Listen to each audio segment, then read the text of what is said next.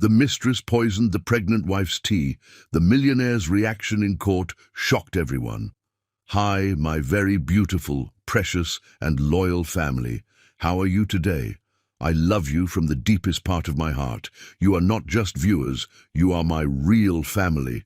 My beautiful sisters and brothers, my precious daughters and sons, you are my joy, my reason to smile through pain, my strength on the hardest days. Every single one of you is a light in my life, and I thank God for you every day. A deep and loving prayer for my beautiful family. May your hearts be covered in peace, your days filled with light, and your nights wrapped in comfort. I pray that love finds you wherever you are, that hope never leaves your side, and that every silent tear becomes a blessing in disguise. May strength rise in you when you're tired, and may your life overflow with grace, joy, and deep, unshakable love. You are so loved more than you'll ever know, but today my heart feels heavy. YouTube has again reduced our reach. After all the love, effort, and sleepless nights, it feels like they keep silencing our voice. I won't lie to you. I'm sad, deeply sad. I feel like giving up, like all our hard work is being pushed aside, and it hurts more than I can say, but then I think of you, my loyal family, the love in your words, the strength in your support. You remind me why I keep going. You are my reason to rise, even on the days I feel like falling. So please stay with me. Like the videos, comment with your beautiful hearts. Share them. Help me keep this love alive. Let's show the world that real love can never be buried. Let's start again with love. I need you now more than ever. I love you so, so much. The late afternoon sunlight streamed through the tall windows of Dominic Higgins' mansion, casting golden beams across the antique furniture of his private study. Elizabeth Lyle adjusted her easel, her slender fingers working with practiced precision. At 28, she had established herself as one of the most sought-after portrait artists in the city, her work hanging in galleries and private collections. Yet this commission, painting the reclusive real estate magnate Dominic Higgins, promised to be her most lucrative yet. She took a steadying breath, trying to calm the inexplicable flutter in her stomach. This was merely another wealthy client. She reminded herself, nothing more. The heavy oak door swung open, and Elizabeth's breath caught in her throat. Dominic Higgins commanded attention without effort. Tall, broad-shouldered, with dark hair that had just the right amount of silver at the temples. His custom suit accentuated his athletic build, and his penetrating grey eyes assessed her with an intensity that sent heat coursing through her veins. "Miss Lyle," he said, his voice deep and resonant, "I apologize for keeping you waiting." Elizabeth extended her hand, summoning her professional demeanor. "Mr. Higgins, it's a pleasure to meet you." When their fingers touched, an electric current seemed to pass between them. His hand was warm, strong, enveloping hers completely. Their eyes locked, and for a moment, the room, the mansion, the world outside ceased to exist. "Please," he said, holding her gaze a beat longer than necessary, "call me Dominic." "Only if you call me Elizabeth," she replied, surprised by the husky quality of her own voice. As she directed him to the chair positioned near the window, Elizabeth's artistic eye appreciated the perfect angles of his jawline, the subtle hollows beneath his cheekbones. He moved with the fluid grace of a predator, controlled power in every step. "How would you like me?" Dominic asked, the question hanging in the air between them with unintended implications. Elizabeth swallowed, her mouth suddenly dry. "Just sit naturally. Let your body find its most comfortable position." She approached him, her heart racing, traitorously as she adjusted his posture, tilting his chin slightly, turning his shoulders to catch the light. Each touch was professional, necessary, yet electric. His skin was warm beneath her fingertips, and she felt his breath quicken at her proximity. "Your eyes," she murmured, almost to herself, "they're remarkable. So many colors in this light." Dominic's gaze held hers with an intensity that made her knees weak. "And yours are like whiskey in sunlight." The compliment, delivered in that velvet baritone, sent warmth pooling low in her abdomen. Elizabeth retreated to her easel, needing distance from the magnetic pull she felt toward him. As she began sketching preliminary lines, Elizabeth stole glances at her subject, capturing the essence of the man before her. Not just his physical and presence, imposing as it was, but something deeper, a loneliness that lingered around his eyes, a tension in the set of his shoulders. "Have you been married long?" she asked, nodding toward the platinum band on his left hand. A shadow crossed his features. 5 years. And is Mrs. Higgins looking forward to seeing your portrait?" His laugh held no humor. "Cassandra has little interest in art, or in me for that matter, unless it concerns social standing or family connections." Elizabeth recognized the weight of unspoken words hanging between them. "I'm sorry, I shouldn't pry." "Don't apologize," Dominic said softly. "It's refreshing to speak honestly with someone." Their conversation flowed easily as the afternoon progressed, discovering shared interests in classical literature and obscure jazz musicians. Elizabeth found herself revealing more about her childhood in foster care than she had told anyone. In years, while Dominic spoke of the emptiness of his success, the hollowness of his marriage of convenience. As the light began to fade, Elizabeth set down her charcoal. "We should stop for today, the light is changing." Dominic rose, rolling his shoulders to release the tension of sitting still. "May I see?" She hesitated. She rarely showed her preliminary sketches, but nodded. He moved behind her, his presence enveloping her as he looked over her shoulder. His scent, sandalwood, leather, and something uniquely male, filled her senses. He was close enough that she could feel the heat radiating from his body, his breath stirring the loose tendrils of hair at her neck. "You see more than most," he murmured, his voice low near her ear. Elizabeth turned her head slightly, finding his face inches from hers. "It's my job to see." "And what do you see, Elizabeth?" The way he said her name was like a caress. "I see." She began, but the words died on her lips as his gaze dropped to her mouth. The tension between them pulled taut, ready to snap. His hand moved to her waist, tentative yet possessive. Elizabeth knew she should step away, maintain professional boundaries, but her body betrayed her, leaning imperceptibly closer. The study door swung open without warning. "Dominic, darling, I thought we had—" Elizabeth stepped back hastily as a woman entered, tall, immaculately dressed, with cold beauty and calculating eyes. Cassandra Higgins surveyed the scene with a predatory gaze, quickly assessing the charged atmosphere. "You must be the artist," she said, her cultured voice dripping, with barely concealed disdain. Her eyes raked over Elizabeth's simple dress and paint-stained fingers. "Elizabeth Lyle," she offered, extending her hand. Cassandra ignored it. How quaint. Dominic mentioned he'd commissioned a portrait, though I can't imagine why. These digital, days, a photograph would suffice. "Some things cannot be captured by a camera," Dominic said, his voice hardening as he moved to stand between the women. "Indeed," Cassandra replied, her smile never reaching her eyes. "Well, don't let me interrupt your artistic process. I merely wanted to remind you of dinner with the Vandermeers tonight. 8 o'clock. She turned to leave, then paused. "Oh, and Miss Lyle, do be careful with the furnishings. Some items in this room are worth more than most people earn in a lifetime." After Cassandra's departure, a heavy silence descended. Elizabeth busied herself packing her supplies, her hands trembling slightly. "I should apologize for my wife," Dominic said finally. "There's no need." Elizabeth kept her eyes on her task. He crossed the room in 3 strides, gently taking the brushes from her hands. "Look at me, Elizabeth. She raised her eyes to his, finding them dark with conflict and desire. "I should end these sessions now," he said, his voice rough.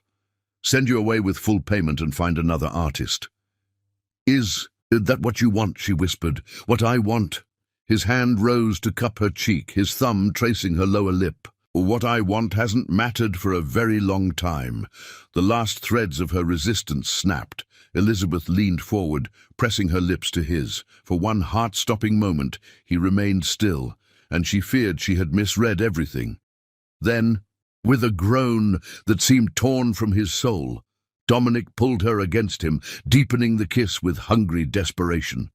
His mouth claimed hers with barely restrained passion, his tongue seeking entrance. Elizabeth yielded willingly, her body melting into his hands tangled in her hair, angling her head to deepen their connection, while hers gripped his shoulders, feeling the solid strength beneath fine fabric.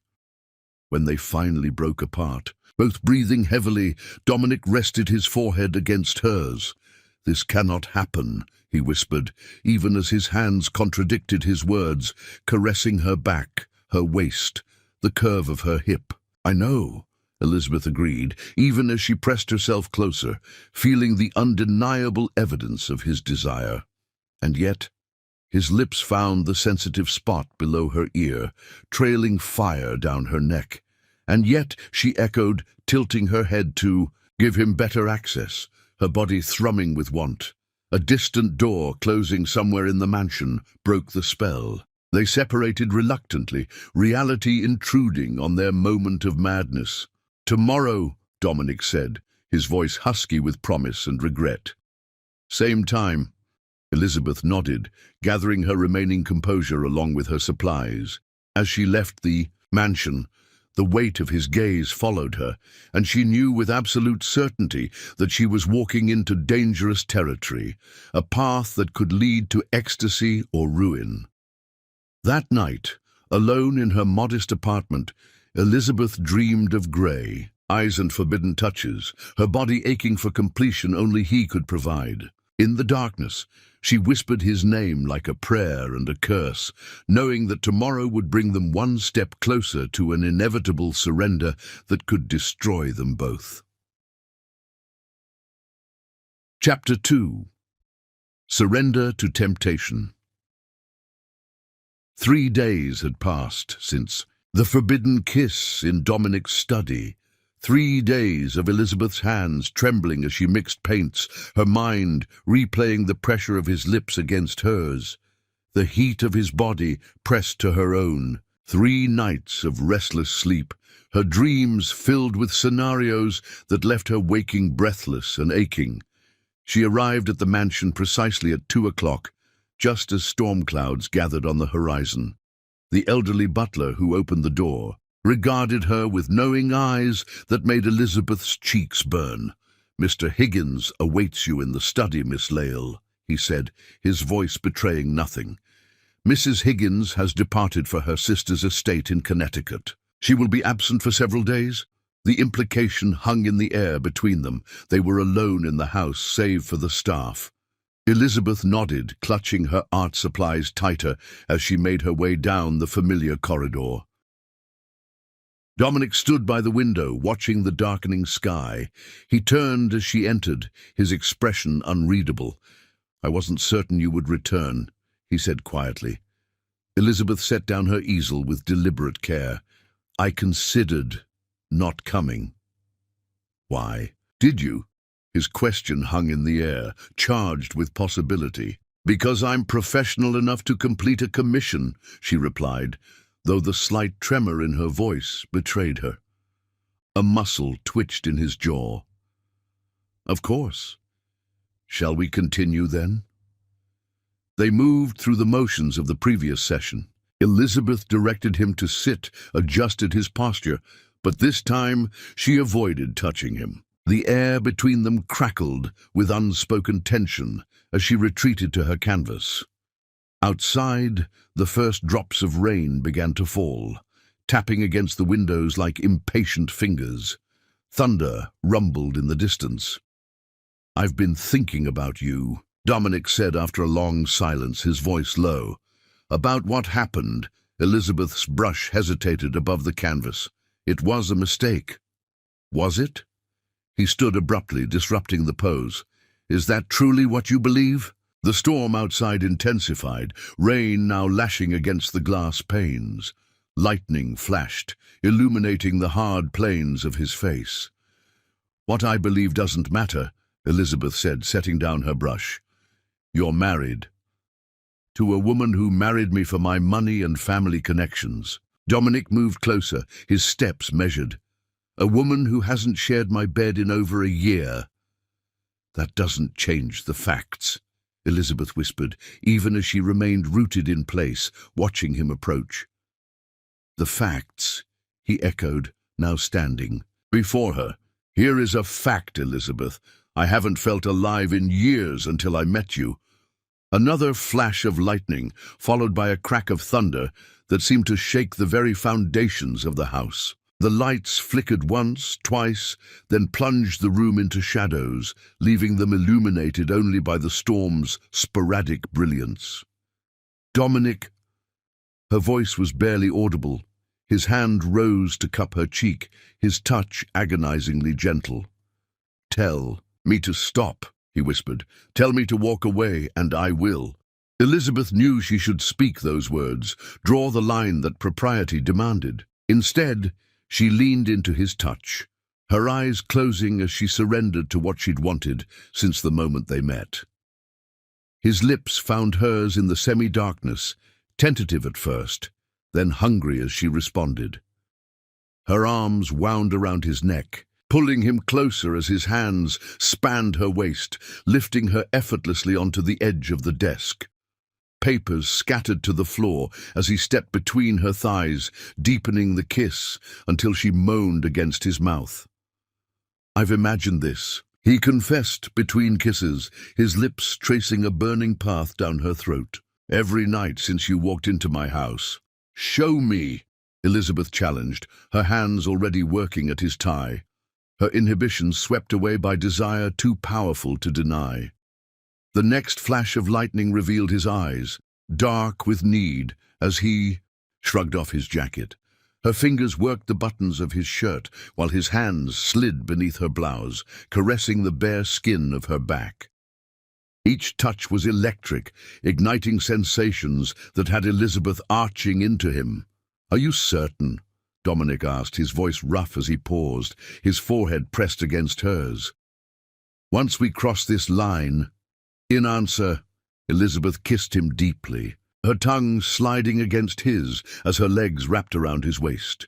With a groan that seemed torn from his soul, Dominic surrendered to their shared desire. The ancient desk creaked beneath them as clothing gave way to heated skin. His hands and mouth explored her body with reverent hunger, discovering places that made her gasp and tremble. Elizabeth matched his passion, uncovering the sensitive spot at the base of his throat that made him shudder, the ridge of muscle along his back that tensed beneath her exploring fingers. When he finally joined their bodies, the storm reached its own crescendo outside, thunder swallowing Elizabeth's cry of pleasure. They moved together with desperate intensity, her nails scoring his shoulders as he whispered her name against her skin like a prayer. Their release came simultaneously, a shared oblivion that left them clinging to each other in the storm-swept darkness, breathing heavily as reality slowly returned. Dominic cradled her against his chest afterward, his heartbeat gradually slowing beneath her cheek. Neither spoke, the magnitude of what they'd done settling over them like the silence that follows thunder. Eventually, the emergency generator hummed to life, warm light flooding the room once more. Elizabeth blinked, suddenly aware of their dishevelment, the scattered art supplies, the evidence of their passion. She began, moving to disentangle herself from his embrace. Stay, Dominic said, his arms tightening around her. Please. The simple plea undid her resolve. He helped her gather her clothing, his touches now tender rather than urgent. When they were dressed, he led her to the leather sofa near the fireplace, which the butler had lit earlier against the storm's chill. They sat close, Dominic's arm around her shoulders, her head resting in the crook of his neck. Outside, the storm began to recede, the spaces between lightning and thunder lengthening. "Tell me about your scars," Dominic said softly, his fingers tracing the thin silver line near her collarbone that his earlier explorations had revealed. Elizabeth tensed, slightly then relaxed. "My third foster home," she said, her voice distant with memory. "The father drank. He didn't like my drawing, said it was a waste of time. One night he caught me sketching instead of washing dishes. He came at me with a broken bottle." Dominic's arm tightened around her. "How old were you?" 11. She traced the scar herself. "The social worker finally believed me after that. They removed me the next day." His lips pressed against her hair. "I'm sorry. It was a lifetime ago." Elizabeth turned in his arms. "Your turn. The nightmare you mentioned, the one that wakes you most nights?" Dominic's expression darkened. "My father," he said after a moment. "In the dream, I'm always 10 years old again, standing in his study while he explains why I'm not good enough, why I'll never measure up to the Higgins name. And Cassandra. A business arrangement, essentially. Our families have been connected for generations. The marriage united our assets, expanded our holdings. She has her lovers, I have—" He trailed off, looking down at her. "Me," Elizabeth supplied. "I've never done this before," he admitted, his thumb caressing her cheek. "Never been unfaithful, never wanted to be." "And now?" she whispered. "Now I can't imagine not touching you." His eyes held hers, intense and sincere. "Whatever this is between us, Elizabeth, it's not casual for me. It's not just physical." The vulnerability in his expression made her heart constrict. "It's dangerous," she whispered. "If Cassandra found out—" "She won't," Dominic assured her, though something flickered in his eyes. Doubt, or perhaps fear. "She's rarely here, and when she is, she's too consumed with her own affairs to notice mine." "Affairs," Elizabeth repeated, tasting the bitter word. "Is that what I am?" Dominic cupped her face in his hands. "You are everything I never knew I was missing," he said fiercely. "Everything I never allowed myself to want." Their lips met again, softer now, but no less passionate. Outside, the storm had passed completely, leaving behind a strange, luminous stillness. As Elizabeth surrendered once more to Dominic's embrace, she pushed away the nagging voice of warning in her mind, choosing instead to drown in the intoxicating present, blind to the gathering clouds on their horizon. Clouds far more dangerous than any storm. Chapter 3. Secret Rendezvous. The garden cottage stood half-hidden among ancient oak trees at the farthest edge of the Higgins estate. Originally the groundskeeper's residence, it had been abandoned for years until Dominic had it quietly renovated. Now, with its stone walls and thatched roof, it provided the perfect sanctuary for forbidden desires. Elizabeth traced lazy patterns on Dominic's bare chest as they lay entwined on the cottage's four-poster bed. Outside, twilight painted the sky in deepening shades of purple.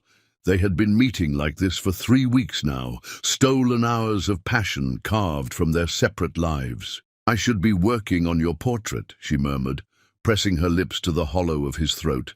"At this rate, it will never be finished." Dominic's laugh rumbled beneath her cheek. "Perhaps that's my devious plan, to keep you here indefinitely." His hand caressed the curve of her spine, fingers dancing along each vertebra. The mysterious Mr. Higgins, finally revealed as a master manipulator, Elizabeth teased, lifting herself to gaze down at him. His dark hair was tousled from her fingers, his jaw shadowed with stubble that had left delicious burns along her inner thighs. She had never seen anything more beautiful than Dominic Higgins undone by passion. He captured her hands, bringing them to his lips. "Only you see me like this," he whispered against her knuckles. "Only you know who I really am." The raw honesty in his voice made Elizabeth's chest tighten. What had begun as forbidden attraction had deepened into something neither had anticipated, something dangerously close to love. "Tell me about your dreams," she said, settling against his side, her head tucked beneath his chin. "Not the nightmares, the other ones." Dominic was silent for so long she thought he might not answer. "I dream of simplicity," he finally said, his voice soft in the gathering darkness. "A small house by the sea, waking up to the same face every morning, growing old with someone who knows all my flaws and loves me anyway. Not the billionaire fantasy after all." "Money builds walls, Elizabeth. It doesn't create happiness." His arms tightened around her. "What about you? What does Elizabeth Lale dream of?" She closed her eyes, allowing herself to imagine. A studio filled with light, children laughing, someone to share it all with. She hesitated, then added, "Someone like you." The dangerous words hung between them. Dominic turned, gathering her beneath him, his eyes intense in the dimness. "Don't say things like that unless you mean them." "I do mean it," Elizabeth whispered, reaching up to trace the sharp angle of his jaw. "That's what terrifies me." His kiss was deep and consuming, igniting the fire that seemed to burn perpetually between them. Elizabeth surrendered to his touch, her body arching as his mouth traveled down her throat to her breasts.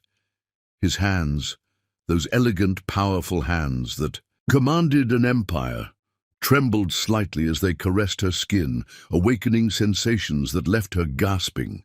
"I need you," he murmured against her heated flesh. "Always, I need you." They moved together with practiced intimacy now, knowing each other's bodies, the rhythms that would bring the most pleasure. Yet each time felt new, a rediscovery of connection that transcended the physical. When they joined, Elizabeth wound her legs around his waist, pulling him deeper, wanting to absorb him into her very being. Their climax came simultaneously, waves of pleasure that left them shuddering in each other's arms, breathless and complete. Afterward, they lay tangled together, neither willing to break the spell with words. Eventually, reality intruded. The grandfather clock in the cottage living room chimed 9 times, its sound mournful in the quiet. "Cassandra returns tomorrow," Dominic said, the name falling between them like a stone in still water. Elizabeth tensed. 3 weeks of bliss while Cassandra traveled abroad for various social engagements. 3 weeks of pretending the outside world didn't exist. "Will she suspect?" she asked, sitting up and wrapping the sheet around her body, suddenly feeling exposed. Dominic's expression hardened. "Cassandra only notices what affects her directly. Our marriage is a facade maintained for social appearances. She has her companions. As long as I don't embarrass her publicly, she doesn't concern herself with my activities." "That sounds lonely," Elizabeth said softly. It was. He sat up beside her, pulling her close again. "Until you." They dressed slowly, reluctantly. Each button fastened, each garment replaced, was a step back toward their separate realities. As Elizabeth pinned up her hair, she caught Dominic watching her in the antique mirror, his expression unreadable. "What?" she asked. He approached, slipping his arms around her waist from behind. "I was thinking how right you look here, how perfectly you fit into my life." The words sent a shiver of longing through her. "Dominic!" "I know," he sighed, resting his chin on her shoulder. "I know what you're going to say, that this can't last, that we're living in a fantasy." "Aren't we?" Elizabeth turned in his arms. "Your wife returns tomorrow. You'll sleep in the same house, perhaps the same bed." "Never," he interrupted fiercely. "We haven't shared a bed in over a year. Cassandra maintains the fiction of our marriage for her social standing and access to my fortune, nothing more. And yet you remain married to her. Dominic's jaw tightened. The prenuptial agreement was ironclad. If I leave her without cause, she gets half of everything, not just my personal wealth, but controlling interest in the family holdings. Thousands of employees would be affected. She knows this and has made it clear she would dismantle everything out of spite. So we continue like this, meeting in secret? For how long? Elizabeth stepped away, creating distance between them. Not forever, Dominic said, his voice low and intense. I've been working with lawyers to find a solution, a way to protect what matters without giving her the satisfaction of destruction. He crossed to her, taking her hands in his. Give me time. Elizabeth, please. The raw plea in his voice undid her resistance. She nodded, unable to deny him, unable to deny her own heart. As they walked back through the moonlit garden toward the main house where her car waited, Elizabeth felt a prickling sensation on the back of her neck, the feeling of being watched. She turned, suddenly scanning the shadows between the ancient trees. What is it? Dominic asked, following her gaze. Nothing, she said, unsettled. Just my imagination. But later, as she drove back to her apartment, the sensation lingered, and when she arrived home, she found a white envelope slid under her door. Inside was a single black rose, its petals velvety and perfect, along with a note written in elegant script. He will tire of you as he tires of all his little diversions. Enjoy his bed while you can. Elizabeth's hands trembled as she dropped the note, the black rose falling to the floor like an omen. Somewhere in the city, someone knew their secret. Someone was watching, and that someone wanted her to know she was playing a dangerous game, one where the rules and the consequences remained ominously unclear. Chapter 4. Dangerous Obsession. The Higgins family dining room resembled a museum more than a place where people gathered to eat. Priceless artwork adorned walls covered in hand-painted silk. Crystal chandeliers cast prismatic light across a table that could seat 20, and ancestral portraits watched with judgmental eyes as Dominic sat rigidly at one end, Cassandra at the other. Between them, 12 feet of polished mahogany stretched like an ocean of separation. Their dinner had proceeded in the same cold silence that characterized most of their interactions. The only sounds, the occasional clink of silver. Against fine china and the discreet movements of the staff, Cassandra dabbed her lips with a linen napkin, her diamond bracelet catching the light. At 40, she was still beautiful in a sharp, glacial way. Her blonde hair perfectly styled, her features aristocratic, her figure maintained through ruthless discipline. But her beauty had always left Dominic cold, lacking the warmth and authenticity he found so compelling in Elizabeth. "Henderson, please bring the champagne," Cassandra instructed the butler, her voice carrying the crisp edge of command. Dominic raised an eyebrow. "What's the occasion?" Cassandra's smile didn't reach her eyes. "Can't a wife celebrate her husband's company without reason?" The butler returned with a bottle of Krug in an ice bucket, pouring the golden liquid into flutes. When they were alone, again Cassandra raised her glass. "To family," she said pointedly, "and its continuation." Something in her tone made Dominic wary. He sipped the champagne without returning the toast.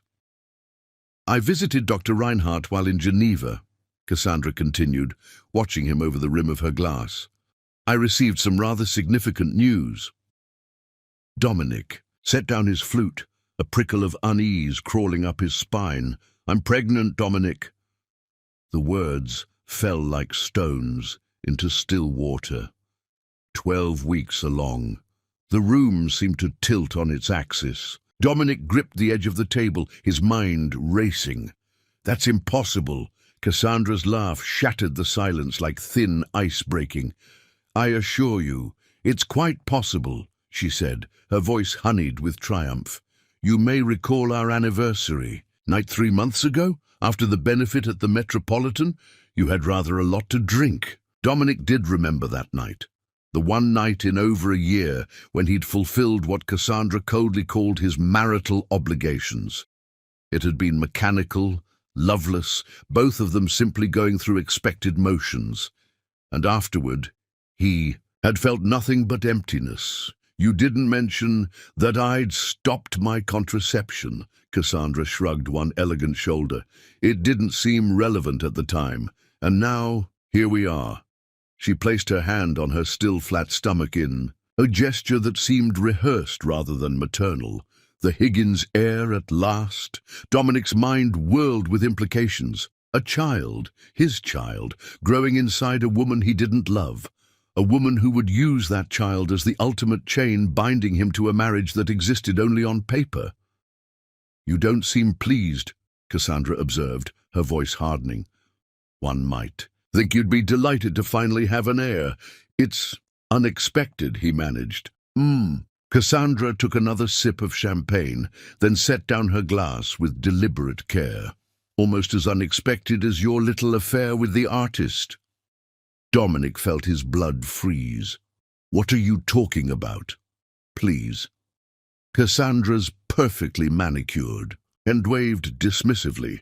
"Did you really think I wouldn't notice? The way your eyes follow her, the late nights you claim to spend at the office, the cottage at the edge of the property suddenly receiving electricity again."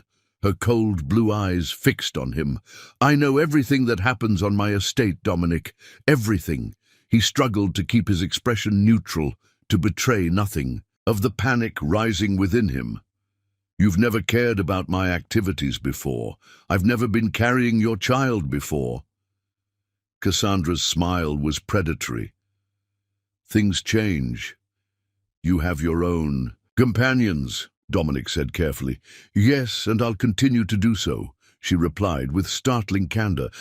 "The difference is that I'm discreet. I don't bring shame to the Higgins name. I don't flaunt my indiscretions with common little nobodies who would be dazzled by your wealth." Anger flared hot in Dominic's chest. "Don't speak about her that way." Something dangerous gleamed in Cassandra's eyes.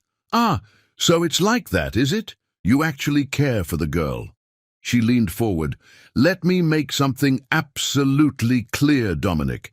If you leave me, if you even think about divorce, I will take everything. Not just half your fortune as stipulated in our prenup, but your child as well. I will drag your name through the courts. I will make sure everyone knows how you abandoned your pregnant wife for your whore." "You wouldn't use an innocent child that way," Dominic said, but even as the words left his mouth, he knew they were false. Cassandra would use any weapon available to maintain her position. "Wouldn't I?" She stood, smoothing her designer dress over her abdomen. "End it with her, today, or I will destroy her." She walked toward the door, then paused. "Oh, and I took the liberty of inviting her to complete your portrait here at the house. I told her I wanted to oversee the final stages. Personally, she'll be arriving tomorrow at 10. The door closed behind her with a soft click that sounded to Dominic like the lock on a prison cell. Elizabeth stared at her phone, reading Cassandra's text message for the third time. The request, or rather, the command, to continue the portrait sessions at the mansion under Cassandra's supervision sent ice through her veins. Something had changed. Something was wrong. She tried calling Dominic, but his phone went straight to voicemail. 3 hours passed with no response to her increasingly worried messages. Finally, unable to bear the uncertainty, she drove to the garden cottage where they had arranged to meet that evening. The cottage stood dark and empty, no sign of Dominic's presence. Elizabeth used the key he had given her, entering the silent space that still held echoes of their passion. She switched on a lamp, and her breath caught in her throat. On the small dining table lay a crisp white envelope with her name written. In Dominic's distinctive handwriting, with trembling fingers, she opened it. "Elizabeth, What we've shared these past weeks has been more meaningful than I can express. But circumstances have arisen that make it impossible for us to continue. Cassandra is pregnant. I have responsibilities I cannot ignore. Please forgive me, and please forget me. It's better for us both. Elizabeth read the words once, twice, a third time, each reading sending fresh waves of pain through her chest. Pregnant. Cassandra was pregnant, and Dominic had chosen his duty over what they shared. She sank into a chair, the letter clutched in her hand as silent tears tracked down her cheeks. How foolish she had been to believe they could have a future, to imagine herself as anything more than a temporary diversion for a man bound by wealth and obligation. The soft click of the cottage door startled her. Elizabeth looked up, hope flaring. Briefly, only to be extinguished as Cassandra Higgins stepped into the room. "How quaint," Cassandra said, her cold gaze taking in the cottage interior.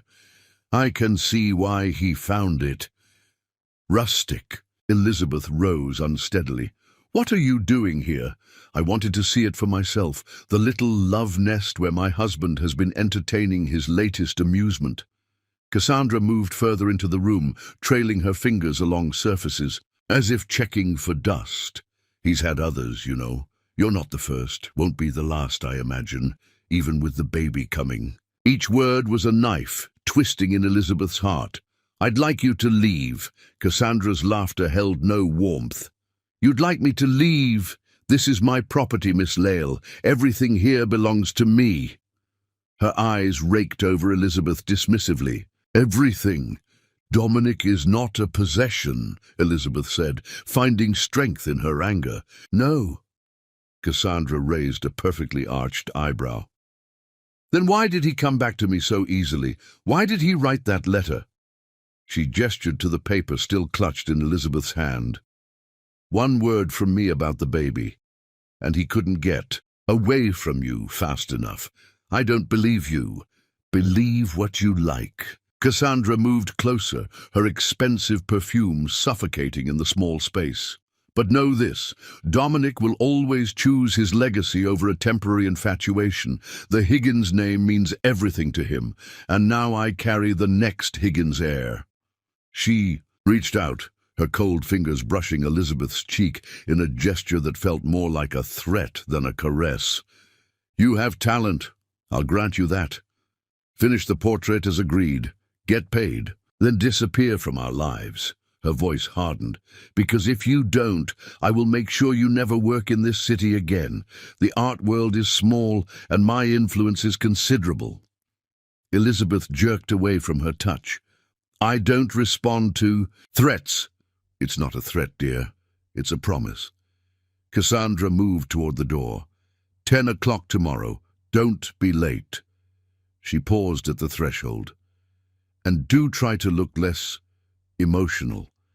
No one appreciates a portrait artist with puffy eyes." After she left, Elizabeth collapsed onto the cottage sofa, her body shaking with silent sobs. The note in her hand crumpled as she curled into herself, trying to contain the pain that threatened to tear her apart from within. Hours later, as she dragged herself back to her car, the vibration of her phone briefly kindled hope. But the message waiting wasn't from Dominic. It was another anonymous text, the third she'd received that week. "Did you really think he would choose you over his dynasty? Poor little artist, playing with fire. Some games end in ashes." Elizabeth stared at the screen, a chill seeping into her bones that had nothing to do with the night air. Someone was watching her, someone knew everything. And as she drove home through the darkened streets, she couldn't shake the feeling that she had stepped into a trap from which there would be no easy escape. When she arrived at her apartment, her phone rang. Dominic's name flashed on the screen. Her heart leapt, but she hesitated before answering. "Elizabeth." His voice was strained. "I just heard. Cassandra's fallen down the main staircase at the mansion. She's being taken to the hospital." "Is she all right?" Elizabeth asked, surprised by her own concern. "I don't know. She's claiming—" He paused. She's naming you as her attacker. That's absurd. I haven't been near your house since— I know, he cut her off. I believe you, but the police will want to speak with you. As Dominic ended the call, his phone immediately rang again. He checked the screen, his expression shifting to something Elizabeth couldn't decipher through the phone. Recognition mixed with wariness based on his tone. "I can't talk now," he said tersely to the caller. "This isn't the time." Elizabeth heard a muffled male voice on the other end, though she couldn't make out the words. "No, you don't understand," Dominic continued, his voice dropping. "She's involved, Elizabeth, now. It's happening again." The call ended abruptly. "Who was that?" Elizabeth asked. "No one," Dominic replied too quickly. "Just business." She didn't believe him, but there were more pressing concerns. "Dominic, what did you mean about it happening again?" "I have to go," he said, avoiding her question. "Stay where you are. Don't speak to anyone until I can get my attorney to you." As he hung up, Elizabeth was left with more questions than answers. Who had Dominic been speaking to? What did he mean by happening again? And how had she become entangled in a web that seemed to have been spinning long before she ever met Dominic Higgins? Chapter 5. Sinister Web. Elizabeth sat rigidly in the Higgins mansion's grand salon, her easel positioned to capture Dominic's portrait in the most flattering light. For the past 2 hours, she had worked in excruciating silence under Cassandra's watchful gaze. The woman lounged on an antique chaise, one hand resting protectively over her still flat stomach, her eyes never leaving Elizabeth. "The resemblance is remarkable," Cassandra commented, rising to inspect the portrait. "You've captured his intensity." She pronounced the word with deliberate suggestion. Elizabeth said nothing, focusing on her brushwork while observing Cassandra surreptitiously. Something about the woman's behavior had been nagging at her all morning. For someone supposedly 12 weeks pregnant, Cassandra showed no signs of the typical first trimester symptoms. No morning sickness, no subtle pallor, no food aversions. In fact, Elizabeth had noticed Cassandra discreetly sipping from a silver flask earlier, hardly typical behavior for an expectant mother. "I believe we've made sufficient progress for today," Cassandra announced, checking her diamond-encrusted watch. "I have a prenatal appointment. Dominic, you'll drive me." "I have meetings scheduled all afternoon," he replied, speaking for the first time. "Cancel them." Cassandra's tone left no room for argument. "This is your child we're discussing." The pointed reminder hung heavily in the air. Dominic's jaw tightened, but he nodded curtly. "Miss Lyle can see herself out," Cassandra added, her smile coldly triumphant. "Same time tomorrow." As they left, Elizabeth began gathering her supplies, but paused when she heard Cassandra's voice drift back from the hallway. "I need to retrieve something from my study first. Wait for me in the car." Dominic's footsteps retreated, while Cassandra's heels clicked in another direction. Acting on instinct, Elizabeth slipped into the corridor, following at a safe distance. If she was caught, she could claim she was looking for a bathroom. Cassandra entered a room at the end of the hallway. Through the partially open door, Elizabeth watched as she opened a wall safe hidden behind a small painting. From it, Cassandra removed a prescription bottle, swallowing a pill dry before returning the medication to the safe. Elizabeth retreated quickly, making her way back to the salon. Her mind raced. What medication was Cassandra taking? Why keep it locked in a safe rather than in a bathroom cabinet? When she returned to her apartment, Elizabeth began researching pregnancy symptoms and medications. After an hour of reading medical websites, she sat back, suspicions forming like storm clouds. Certain hormonal treatments could mimic early pregnancy symptoms. Without proper medical confirmation, such a deception would be relatively simple to maintain in the short term. Her phone vibrated with an incoming text from an unknown number. The child isn't his.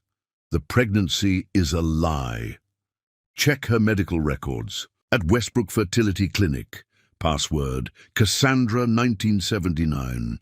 Elizabeth stared at the screen, pulse quickening. The message confirmed her growing suspicions, but raised new questions. Who would send this? And how would they have access to such information? Rather than accepting the information blindly, Elizabeth decided to look for more evidence. She recalled Cassandra mentioning her obstetrician, Dr. Reinhardt. A quick search revealed he wasn't affiliated with any major hospital in the city, unusual for a physician handling a high-risk pregnancy for a woman of Cassandra's age and social standing. Driven by her mounting doubts, Elizabeth found herself in an internet cafe 3 blocks from her apartment, using a public computer to access the clinic's patient portal. Her hands trembled as she entered the credentials. The records loaded, displaying a history that made her blood run cold. Cassandra had been a patient at the clinic for 5 years, multiple failed IVF attempts, and the most recent entry, dated just 2 weeks ago. Patient to continue hormonal therapy to maintain false pregnancy symptoms per request. Elizabeth printed the records with shaking hands, her mind whirling. Cassandra was lying about the pregnancy. But why? To trap Dominic? To separate them? Back in her apartment, Elizabeth spread the papers across her small dining table, trying to make sense of it all.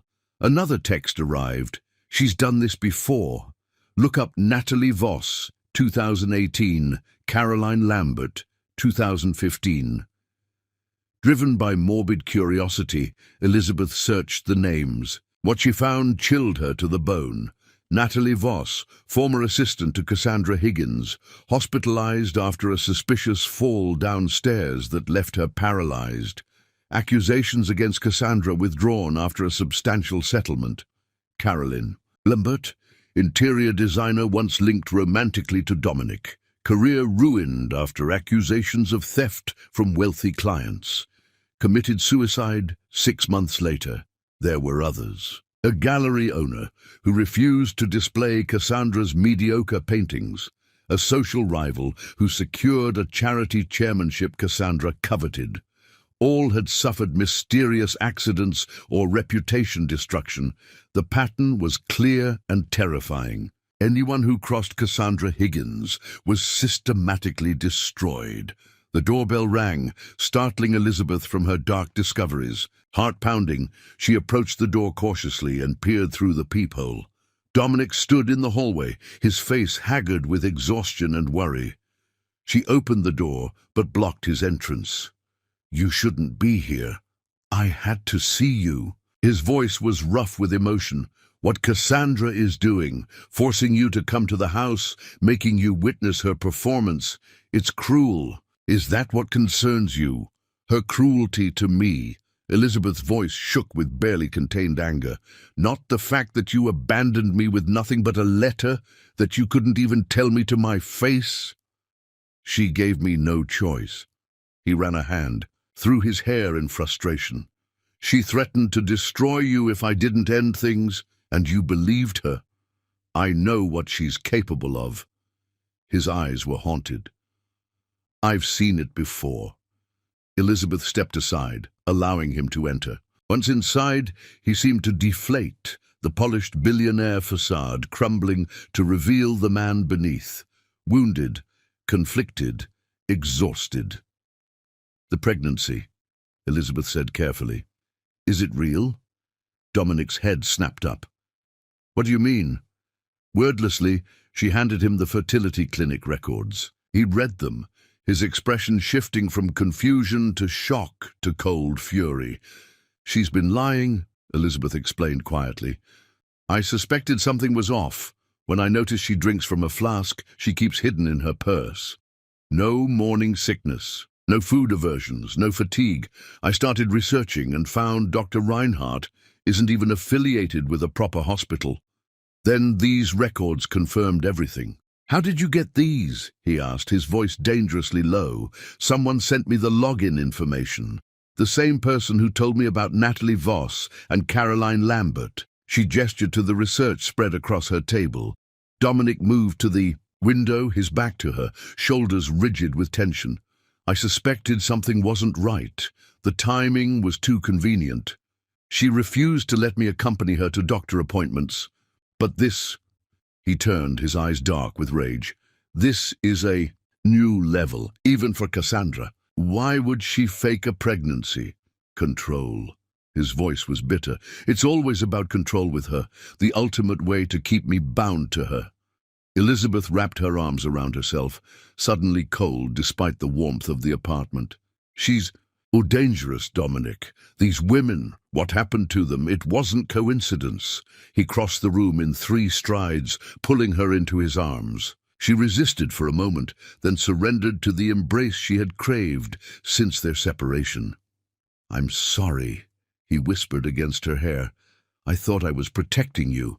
I was a coward.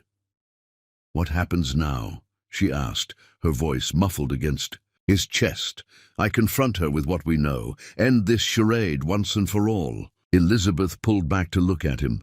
Do you think that's wise? If she's willing to go this far, what choice do I have? Live this lie indefinitely? His hands cupped her face. I want a future with you, Elizabeth. A real future. His lips found hers in a kiss that ignited all the passion they had suppressed during their separation. Weeks of longing, of grief, of anger, channeled into desperate need. Her fingers tangled in his hair as his hands moved beneath her sweater, caressing the bare skin of her back, relearning the contours of her body. They made their way to her bedroom, in a tangle of discarded clothing and breathless kisses. When he laid her on the bed, his eyes roamed over her with reverent hunger. I missed you, he confessed, his voice breaking. Every moment, every day. Show me, she whispered, pulling him down to her. Their lovemaking was different this time, raw with renewed need, yet tender with the knowledge of how easily they could have lost each other. Elizabeth surrendered completely, her body arching into his touch as he worshipped her with lips and hands. When they joined, the pleasure was so intense it bordered on pain, each thrust a reclaiming, each gasp a promise. Afterward, they lay entwined, Elizabeth's head on his chest, listening to his heartbeat slow. The afternoon sun cast golden light across their bodies as Dominic traced idle patterns on her bare shoulder. I'll speak with my lawyers tomorrow, he said quietly. With evidence of her deception, the prenuptial agreement can be challenged. She won't get the controlling interest she's threatened to use. And us? Elizabeth asked, propping herself up to look at him. His smile was gentle as he tucked a strand of hair behind her ear. Us is simple. I love you, Elizabeth. I want to build a life with you, if you'll have me. The words she had longed to hear. Yet before she could respond, Dominic's phone rang. His expression darkened as he checked the screen. It's Henderson, my butler, he answered, his free arm still wrapped around Elizabeth. As he listened, his body tensed. When? Is she conscious? Yes. I'll be there immediately. He hung up, his face ashen. What is it? Elizabeth asked, dread pooling in her stomach. Cassandra. His voice was hollow. She's fallen down the main staircase at the mansion. She's being taken to the hospital. Now. A chill ran through Elizabeth that had nothing to do with her nakedness. Fallen or pushed, Dominic's haunted eyes met hers. Henderson says she was alone, but what? Just before I left, she was threatening to expose your past, to destroy your career. She said she had evidence linking your mother to a scandal involving my father. Elizabeth sat up, clutching the sheet to her chest. My mother, I barely remember her. She disappeared when I was 5. Exactly. Dominic reached for his discarded clothes. She was fishing for a reaction. When I didn't give her one, she became enraged. As they hurriedly dressed, a terrible suspicion formed in Elizabeth's mind. The anonymous texts, the fertility clinic password. Someone close to Cassandra wanted her secrets exposed. Dominic, she said slowly, I think we're being played. All of us. Someone wants Cassandra exposed, you freed from the marriage, and me—" "You what?" he asked, pausing as he buttoned his shirt. Elizabeth shook her head, unable to articulate. "The growing dread. I don't know, but this feels orchestrated, like we're being manipulated towards some endgame we can't see." Dominic's phone chimed with a text. He read it, his expression hardening. "Cassandra's awake. She's claiming she was pushed." His eyes met Elizabeth's, dark with worry. "And she's naming you as her attacker." Chapter 6.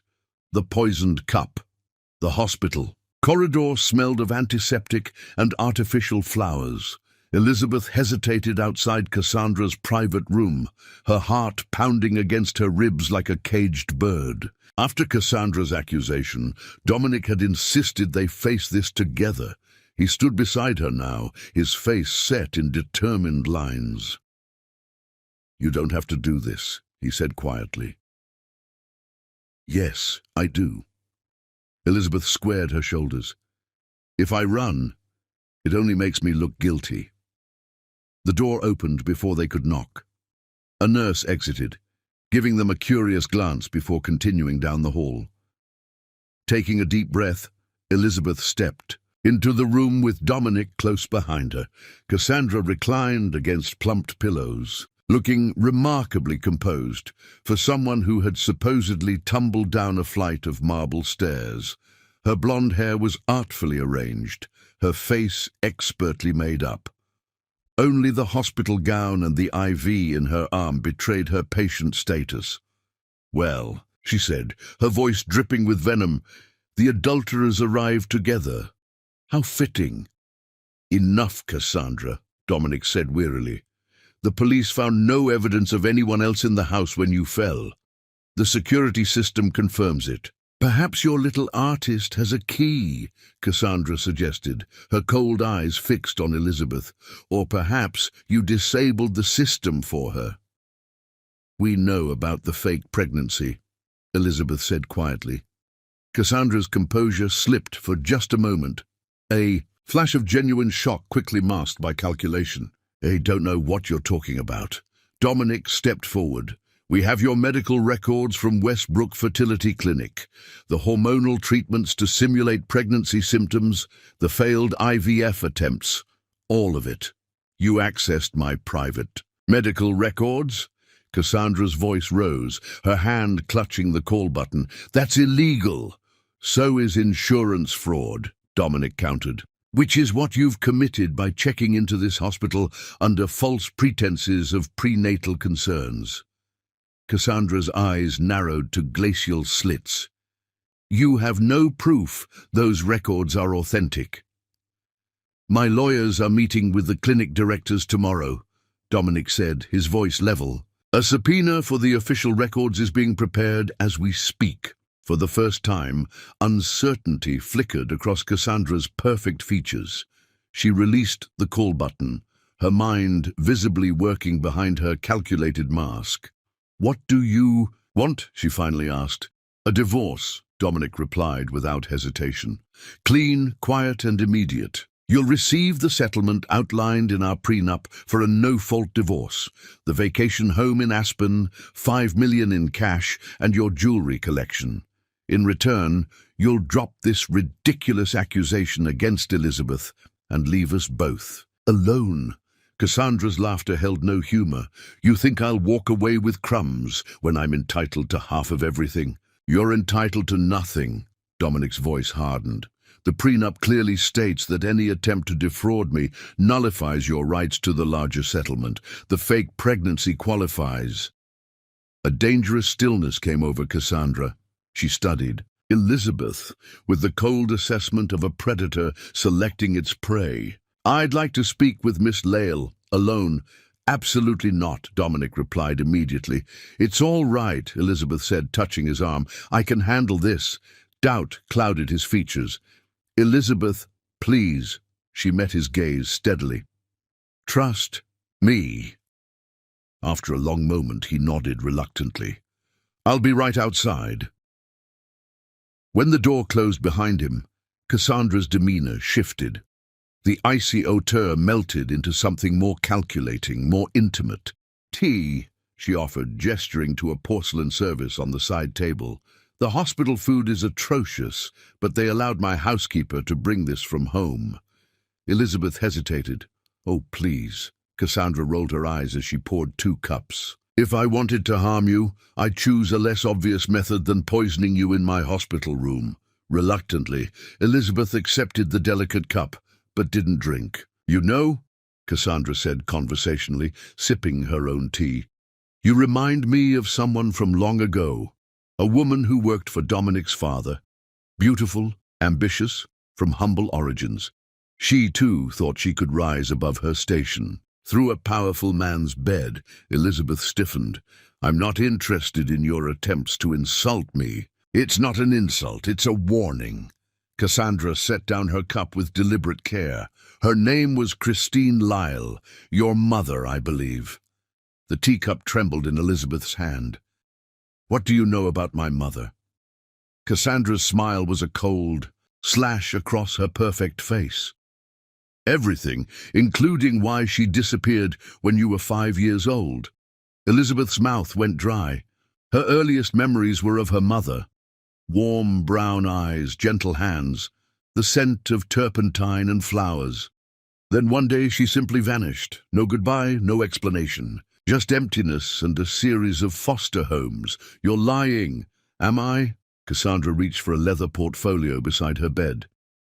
"Christine Lyle, hired as a secretary for Richard Higgins, Dominic's father, in 1992, became his mistress within months. Demanded money to keep silent about their affair when his wife, Dominic's mother, was diagnosed with cancer." She extracted a photograph, sliding it across the bedside table. "Recognize her?"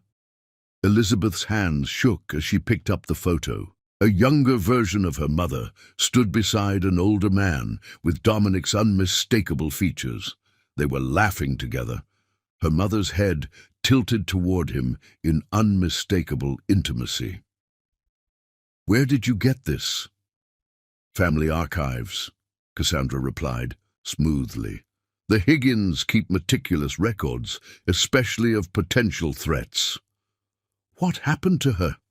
Elizabeth whispered. Unable to tear her eyes from the photograph, she disappeared. Cassandra's voice held mock sympathy. "After a particularly nasty confrontation with Richard, such a shame. The police had so many questions for him." Horror crept through Elizabeth's veins like ice water. "Are you suggesting that Dominic's beloved father was responsible for your mother's disappearance?" Cassandra shrugged one elegant shoulder. "I'm not suggesting anything, merely sharing family history you might find relevant." Elizabeth set down her untouched tea with a shaking hand. "Why are you telling me this?" "To help you understand the family you're so eager to join." Cassandra leaned forward, her voice dropping to a confidential whisper. "The Higgins men desire what they cannot have. Once they possess it, the thrill fades. Richard tired of your mother. Dominic will tire of you." "You don't know anything about Dominic and me. I know everything about him." Cassandra's eyes gleamed. "With malice, including his darkest impulses. Did he tell you about the girl at Harvard who accused him of stalking? Or the model in Paris who took out a restraining order? The Higgins fortune has buried many inconvenient truths." Doubt, unwelcome but persistent, crept into Elizabeth's mind. How well did she really know Dominic? Behind the passion, behind the tenderness, who was he truly? "Walk away," Cassandra advised, picking up her teacup again. "Take a generous settlement, I'll see to it personally, and disappear, before history repeats itself." Elizabeth stood, needing distance from this woman and her poisonous words. "Why would you offer me money to leave if what you're saying is true? If Dominic will tire of me anyway?" "Insurance," Cassandra replied simply. "I've invested too much in the Higgins name to see it tarnished by another scandalous affair with another Lyle woman." As Elizabeth moved toward the door, Cassandra called after her, "Think about it, Elizabeth. Money and safety, or passion and uncertainty. You have until tomorrow to decide." In the hallway, Elizabeth leaned against the wall, struggling to process what she just heard. Could it be true? Had Dominic's father been involved with her mother? Could he have been responsible for her disappearance? Dominic approached from the nurse's station, concern etched on his features. "What happened? You're pale as a ghost." Before she could answer, a commotion erupted from Cassandra's room. A harsh cry, followed by the sound of breaking porcelain. Dominic pushed past Elizabeth, throwing open the door.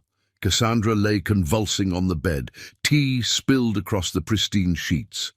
Her back arched in a grotesque angle, foam speckling her lips as she gasped for breath. The monitoring equipment shrieked warnings as her vital signs spiraled. "Help!" Dominic shouted, lunging for the emergency call button. "Something's wrong!" Medical personnel flooded the room, pushing them into the corridor as they fought to stabilize Cassandra. Through the doorway, Elizabeth caught glimpses of organized chaos. Doctors barking orders, nurses administering injections, machines beeping urgently. What happened?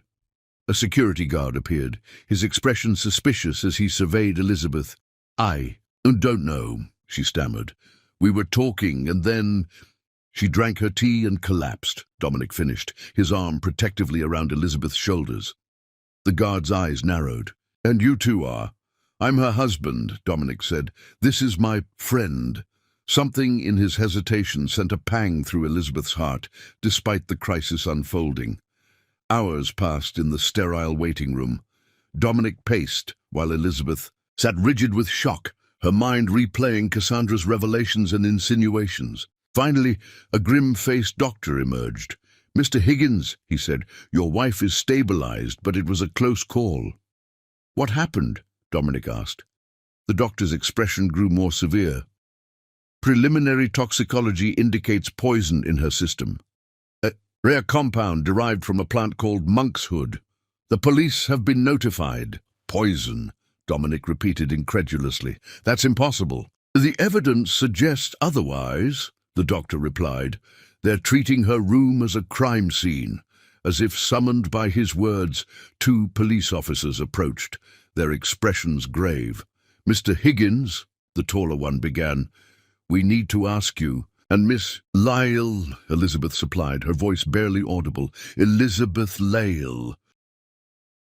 The officer's eyebrows rose in recognition. "Miss Lyle, we need to ask you both some questions about the events leading up to Mrs. Higgins' collapse." Elizabeth felt the weight of their scrutiny like a physical burden.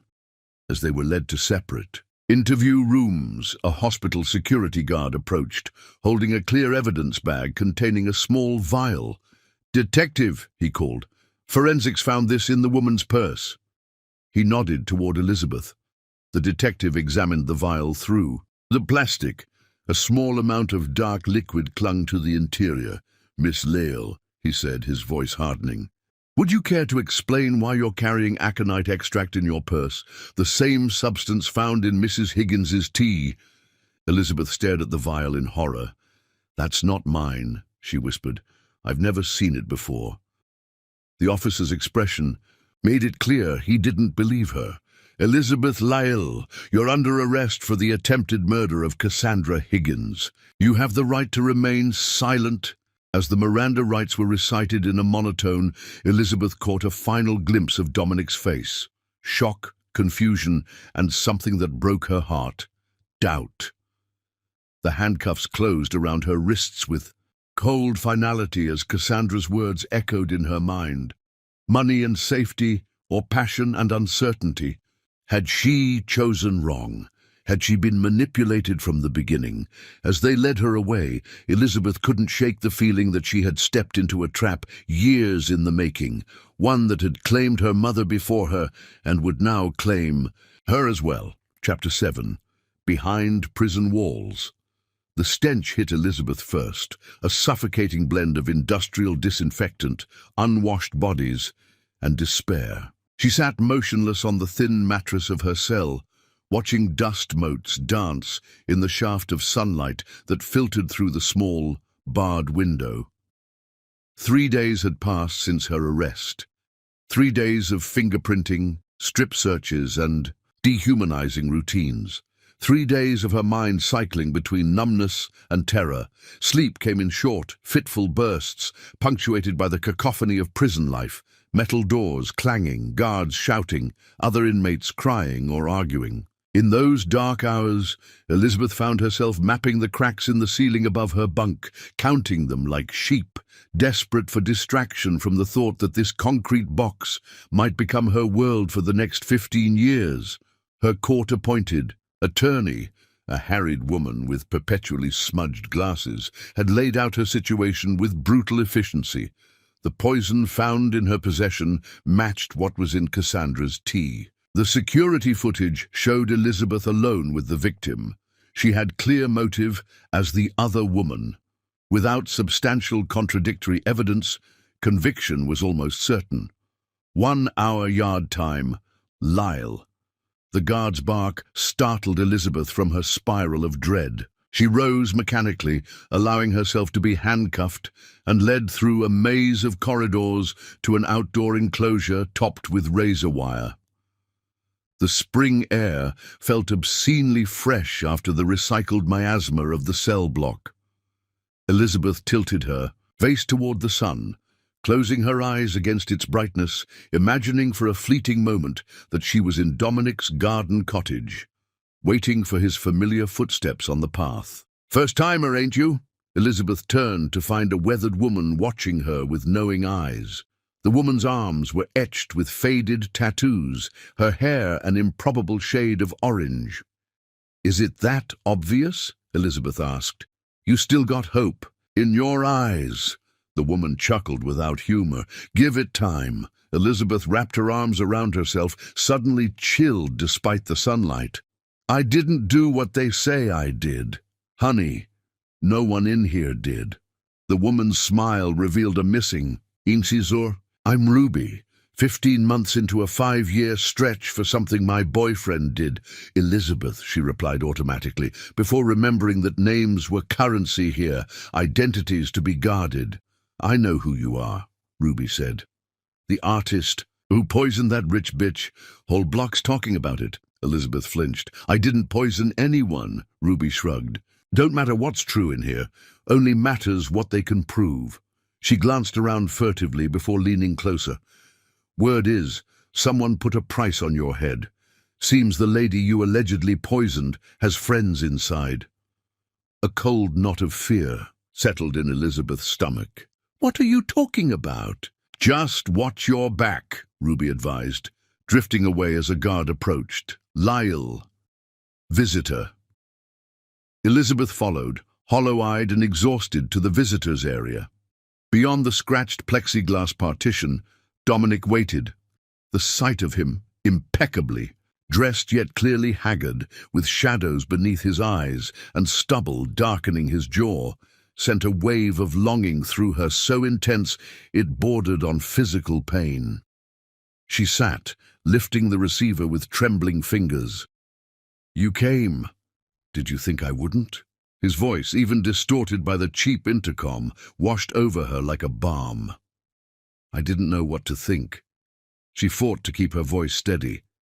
"They found poison in my bag, Dominic. Poison I never saw before. I know." His grey eyes held hers with unwavering intensity. "I believe you, Elizabeth. I've hired Harrison Wells to represent you." Elizabeth's breath caught. Harrison Wells was the most sought-after criminal defense attorney in the country, with a legendary record of impossible victories and a retainer rumored to be in the 7 figures. "How is she?" Elizabeth asked, hating that she cared yet needing to know. "Recovering, making the most of her role as the victimized wife." Bitterness laced his words. "The press is having a field day. The billionaire, his wife, and his artist. Lover. It's exactly the kind of scandal Cassandra thrives on." "She planned this," Elizabeth whispered. "Somehow she orchestrated all of it." "I know." Dominic leaned closer to the glass. And I'm going to prove it. I have investigators digging into her past, her connections, everything, whatever it takes. Elizabeth pressed her palm against the partition. On the other side, Dominic matched the gesture, their hands separated by mere centimeters of plexiglass, yet divided by an unbridgeable gulf of circumstance. The things she told me, Elizabeth said, her voice dropping, about my mother and your father. I'm looking into that too, he interrupted. If there's any connection, I'll find it. A guard cleared his throat, signaling their time was waning. I can't bear this, Elizabeth confessed, tears threatening. Not the cell, not the charges. Being separated from you, that's the true punishment. Dominic's eyes darkened with an emotion so raw it took her breath away. Every night, he said, his voice dropping to an intimate murmur, I lie awake remembering the feel of your skin against mine, the sound of your breath catching when I touch you just right, the way your body melts into mine, as if we were created to fit together. Heat bloomed across Elizabeth's cheeks, spreading down her neck to pool low in her belly. Even here, even now, he could ignite her with mere words. Do you remember our last night together? He continued, his gaze holding hers captive. How the moonlight painted your body in silver as you moved above me. How your lips parted on my name when you... Time's up, the guard announced, approaching. Elizabeth sighed. Dominic straightened, his expression shifting seamlessly from intimate to businesslike. Wells will visit you tomorrow to prepare your defense. Don't lose hope, Elizabeth. I will get you out of here, whatever it takes. As she was led back to her cell, Elizabeth replayed his words, clinging to them like a lifeline in the sea of uncertainty that had become her existence. That night brought fresh horrors. A new inmate moved into the cell across from hers, a muscular woman with a jagged scar bisecting one eyebrow. Throughout the evening, Elizabeth caught the woman watching her with predatory calculation. Each time their eyes met, the woman dragged, a finger across her throat in unmistakable threat. Sleep became impossible. Elizabeth lay rigid on her bunk, every sense heightened, waiting for an attack she knew would come. When footsteps approached her cell well past midnight, her heart nearly stopped. A folded piece of paper slid under her door. With trembling fingers, Elizabeth retrieved it, unfolding the note to find an elegant, familiar script. The first wife wasn't the first victim. Westlake Sanitarium, 1985-1989. Patient number 4673, Cassandra Mercer. Diagnosed psychopathic tendencies, pathological lying, poisoning of family pets, and younger sibling. Elizabeth stared at the note, her heart racing. The same handwriting as the anonymous texts. Cassandra had been institutionalized under a different name. But who could have access to such information, and why share it now? The night stretched endlessly, each minute an eternity of vigilance. When dawn finally broke, Elizabeth had not slept at all, her mind racing with questions, while her body remained coiled tight with fear of attack. The threatening inmate had disappeared, transferred to another unit without explanation. The following morning brought Harrison Wells, a silver-haired man with piercing blue eyes and the commanding presence of someone accustomed to being the most powerful person in any room. Miss Lyle, he greeted her in the attorney conference room. I've reviewed your case. The prosecution's evidence is compelling but circumstantial. We have work to do. Elizabeth's exhaustion-blurred vision made Wells appear to swim before her. She gripped the table edge to steady herself. They're going to kill me in here, she whispered. Wells paused in arranging his documents, studying her with shrewd assessment. Explain. She told him about Ruby's warning, the threatening inmate, the inexplicable transfer. Cassandra has connections everywhere, even in here. I'll arrange for protective isolation, Wells said immediately, making a note. Now let's return to your case. For an hour, he meticulously dissected her relationship with Dominic, her interactions with Cassandra, the events leading to the poisoning. He recorded every detail with clinical detachment, showing no judgment about her affair with a married man. "There's something else," Elizabeth said when they had finished the timeline. She produced the note from beneath her prison-issued shirt. "This came last night. Wells studied it, his expression revealing nothing. Interesting. I'll have my team investigate immediately." He slipped the note into his briefcase. "In the meantime, prepare yourself. Cassandra Higgins has extensive social connections. The media narrative is already casting you as the obsessed other woman who attempted to eliminate her rival." "It's not true," Elizabeth protested. "Truth is secondary in cases like this," Wells replied pragmatically. "Perception is paramount, and currently the perception is not in your favor." After Wells departed, Elizabeth was assigned protective isolation, a mixed blessing that kept her safe from potential attackers, but trapped her in her cell for 23 hours a day. Alone with her thoughts, the walls seemed to inch closer with each passing hour, her mind replaying every moment with Dominic, every interaction with Cassandra, searching for clues she might have missed. At night, the prison's sounds transformed, amplified by darkness, distant screams, whispered threats, the soft padding of guards' footsteps. Elizabeth began scratching tally marks into the wall beside her bunk, like a castaway on a deserted island. 7 days. 8. 9. On the 10th day, a different guard appeared at her cell door during meal delivery. "Got kitchen duty," he announced, unlocking her door. "I'm in protective isolation," Elizabeth reminded him, wary. The guard shrugged. "Orders changed. Move." Too tired to argue and desperate for human contact after days of solitude, Elizabeth followed. The kitchen's steam and clatter were almost overwhelming after the sterile quiet of isolation. She was assigned to vegetable preparation, a knife placed in her hands with casual disregard for her supposed violent tendencies. "You're her, aren't you?" a voice murmured beside her. "The artist who poisoned Cassandra Higgins." Elizabeth turned to find a middle-aged woman with faded blonde hair watching her with uncertain eyes. "I didn't poison anyone," Elizabeth replied automatically. The woman gave a thin smile. "No one ever does in here." She continued chopping for a moment before adding, "I knew her, you know, before she was Cassandra Higgins, back when she was Cassandra Mercer." Elizabeth's knife stilled mid-cut. "What did you say?" "Worked as her personal assistant for 6 months in 2015.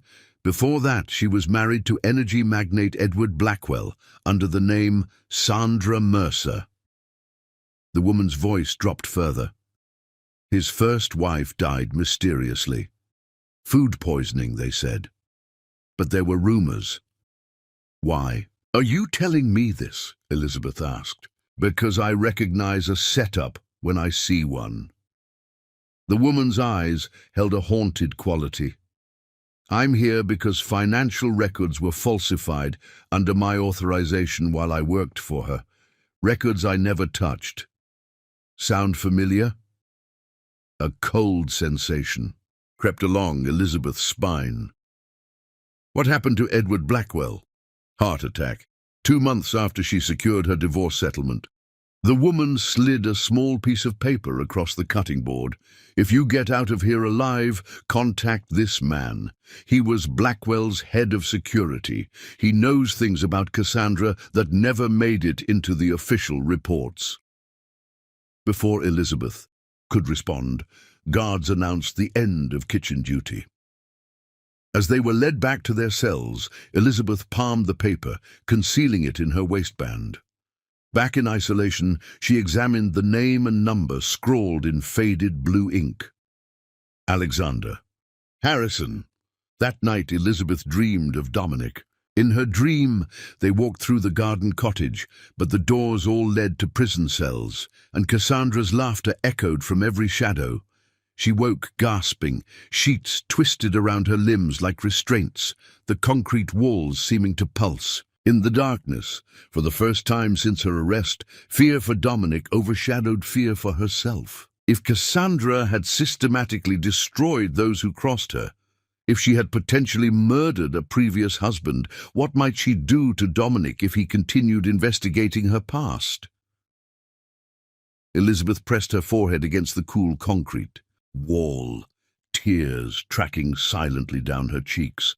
She had never felt so utterly alone, so completely helpless. Her freedom, her future, her very life rested in the hands of others. Dominic, Wells, mysterious allies sending notes and warnings. In the privacy of her cell, Elizabeth allowed her hand to drift down her body, recalling Dominic's touch, his taste, the weight of him above her. The memories were both comfort and torment, a reminder of what she stood to lose if they couldn't unravel Cassandra's web of deceit. "I will survive this," she whispered to the darkness, a vow to herself and to the man who had risked everything for her. "I will find the truth, whatever it takes." As she finally drifted toward restless sleep, Elizabeth dreamed of Dominic's voice, whispering promises against her skin. But in the shadowy landscape of her dreams, Cassandra watched from darkened corners, her smile blood-red and triumphant as she raised a teacup in mocking toast.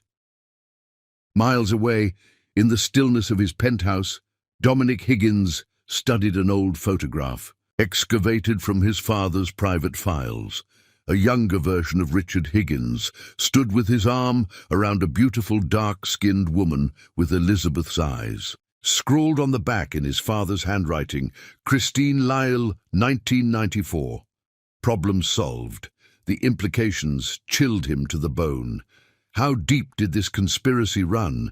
And was he unwittingly continuing a deadly family legacy? Chapter 8. Deadly Revelations. Polished corridors of Westlake Medical Center carried the hushed reverence of expensive healthcare. Dominic adjusted his tie as he approached the office of Dr. Malcolm Reynolds, Cassandra's obstetrician for the supposed pregnancy. After a week of investigations, substantial donations, and carefully implied threats, he had finally secured this meeting. "Mr. Higgins," Dr. Reynolds greeted him, rising from behind an imposing mahogany desk. "I understand you have concerns about your wife's medical records." "Not concerns, Doctor. Certainties." Dominic placed a folder on the desk. "These are copies of files from Westbrook Fertility Clinic indicating my wife has been undergoing hormonal treatments to simulate pregnancy symptoms. What I need to know is your involvement." The doctor's face paled as he scanned the documents. "Mr. Higgins, doctor-patient confidentiality prevents me from—" "Let me be clear," Dominic interrupted, his voice deadly calm. "A woman is in prison for attempting to murder my wife. If you contributed to this frame-up, knowingly or unknowingly, you are complicit in that injustice." Reynolds sank back into his chair, suddenly looking older than his 60 years. "She said, 'It was to save your marriage,'" he admitted, shoulders slumping, "that she had suffered multiple miscarriages and couldn't bear to disappoint you again. And you believed her.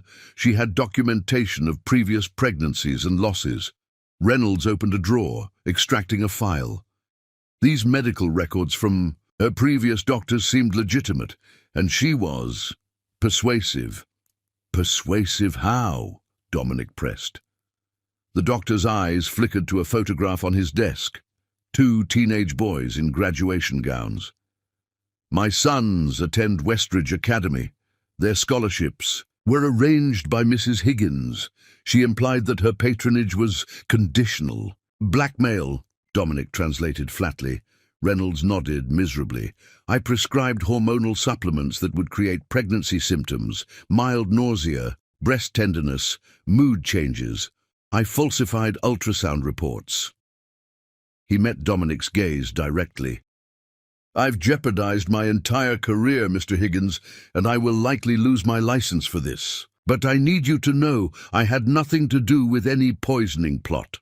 "I believe you," Dominic said after a moment, "but I'll need your sworn testimony to that effect." "You'll have it," Reynolds promised. "And there's something else you should know." He hesitated, then continued. "Last week, Mrs. Higgins requested a very unusual prescription, a rare botanical compound for what she claimed was a dermatological condition. When I researched it, I discovered it contains derivatives of aconite." Dominic's blood ran cold. "The poison found in her system." "Yes, I refused to prescribe it." Reynolds's voice dropped. "The next day I received this." He slid his phone across the desk, displaying a text message. "Your boys look so vulnerable crossing Hammond Street after dark. It would be a shame if something happened to them." "How long has she been your patient?" Dominic asked, photographing the message with his own phone. 3 years. Reynolds hesitated. "But I knew her before that, when she went by a different name. Sandra Blackwell, then wife of Edward Blackwell, the energy magnate who died of a heart attack?" Reynolds nodded. "I was his physician as well. His death, I had questions that were never fully resolved. As Dominic left the medical center, he phoned Harrison Wells. We have the doctor's testimony about the fake pregnancy and the aconite connection, but we need more." "My team found something at the hospital," Wells replied. "Security footage from the day of the poisoning. Meet me at my office in an hour." The security video played on Wells' massive monitor, showing Cassandra's private hospital room from an angle that captured the doorway and most of the bed. The timestamp indicated it was from the morning of the poisoning, 3 hours before Dominic and Elizabeth arrived. "Watch the tea service," Wells instructed, pointing to the corner of the screen where a hospital aide placed a tray on the bedside table. After the aide left, Cassandra rose from her bed with none of the weakness she later displayed. She moved to her designer handbag, withdrawing a small vial.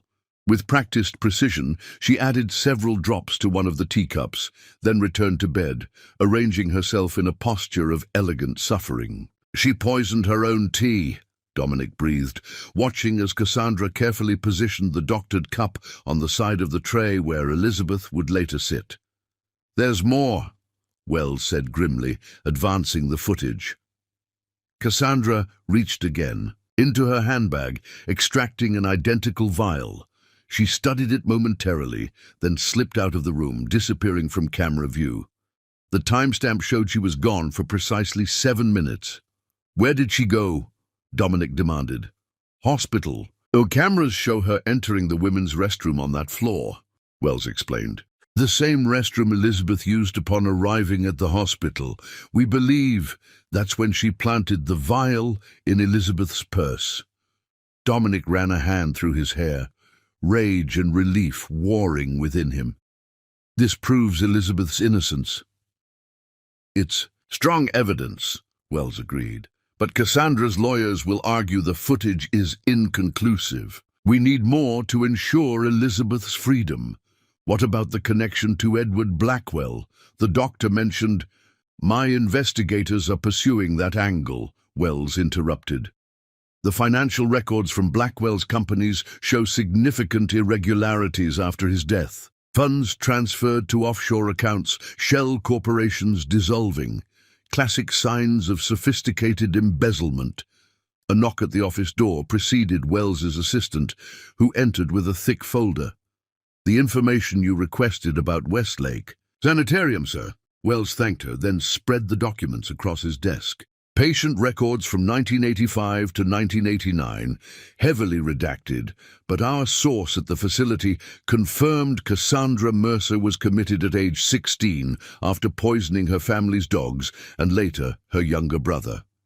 Dominic studied the psychiatric evaluations, the clinical language failing to disguise the disturbing patterns they described.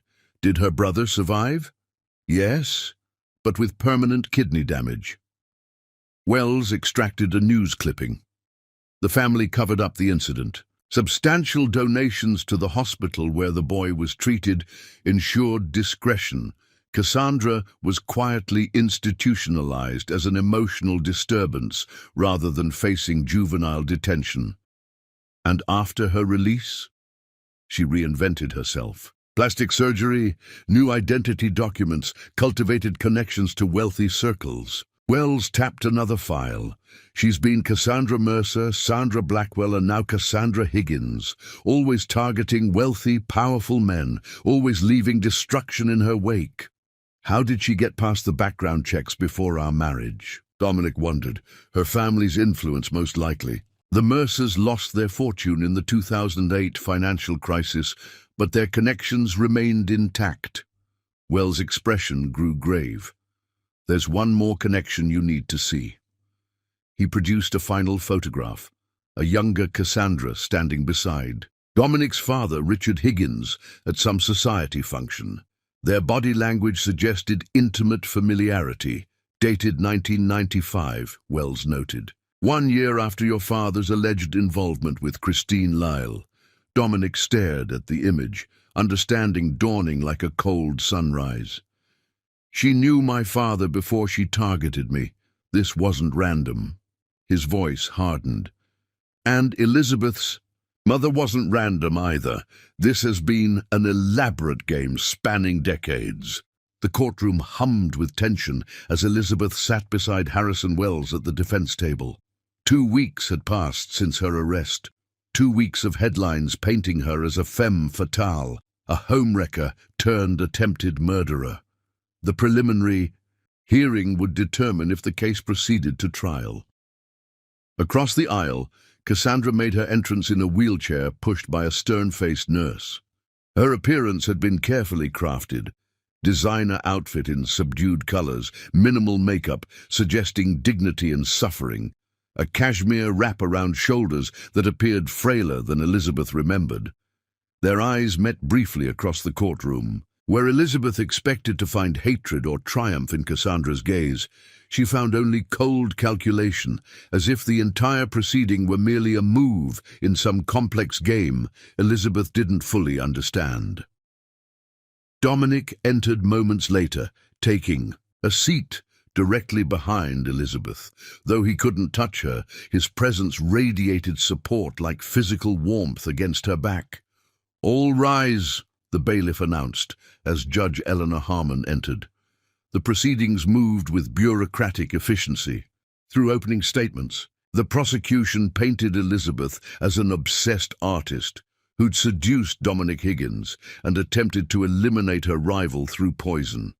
They emphasized the vial found in her purse, her unlimited access to Cassandra's hospital room, her artistic knowledge of botanical toxins. When Harrison Wells rose for the defense, his commanding presence transformed the courtroom atmosphere. "Your Honor, we move to dismiss all charges against Elizabeth Lyle on grounds of false arrest and manufactured evidence." He approached the bench, presenting a folder of documents. "We have proof that Cassandra Higgins orchestrated this entire scenario, including poisoning herself and planting evidence to frame Miss Lyle." The prosecutor objected vehemently, but Judge Harmon reviewed the materials with narrowed eyes. "These are serious allegations, Mr. Wells. What evidence supports them?" Hospital security footage showing Mrs. Higgins tainting her own tea and leaving her room during the exact time frame when the poison vial was planted in Miss Lyle's purse. Wells produced a flash drive.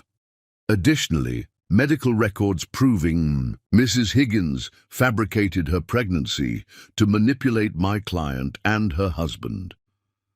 From her wheelchair, Cassandra's perfect composure slipped for the first time, her eyes widening fractionally. "Furthermore," Wells continued, "we have documented evidence of Mrs. Higgins's history of similar manipulations under previous identities, including her institutionalization as a teenager for poisoning incidents."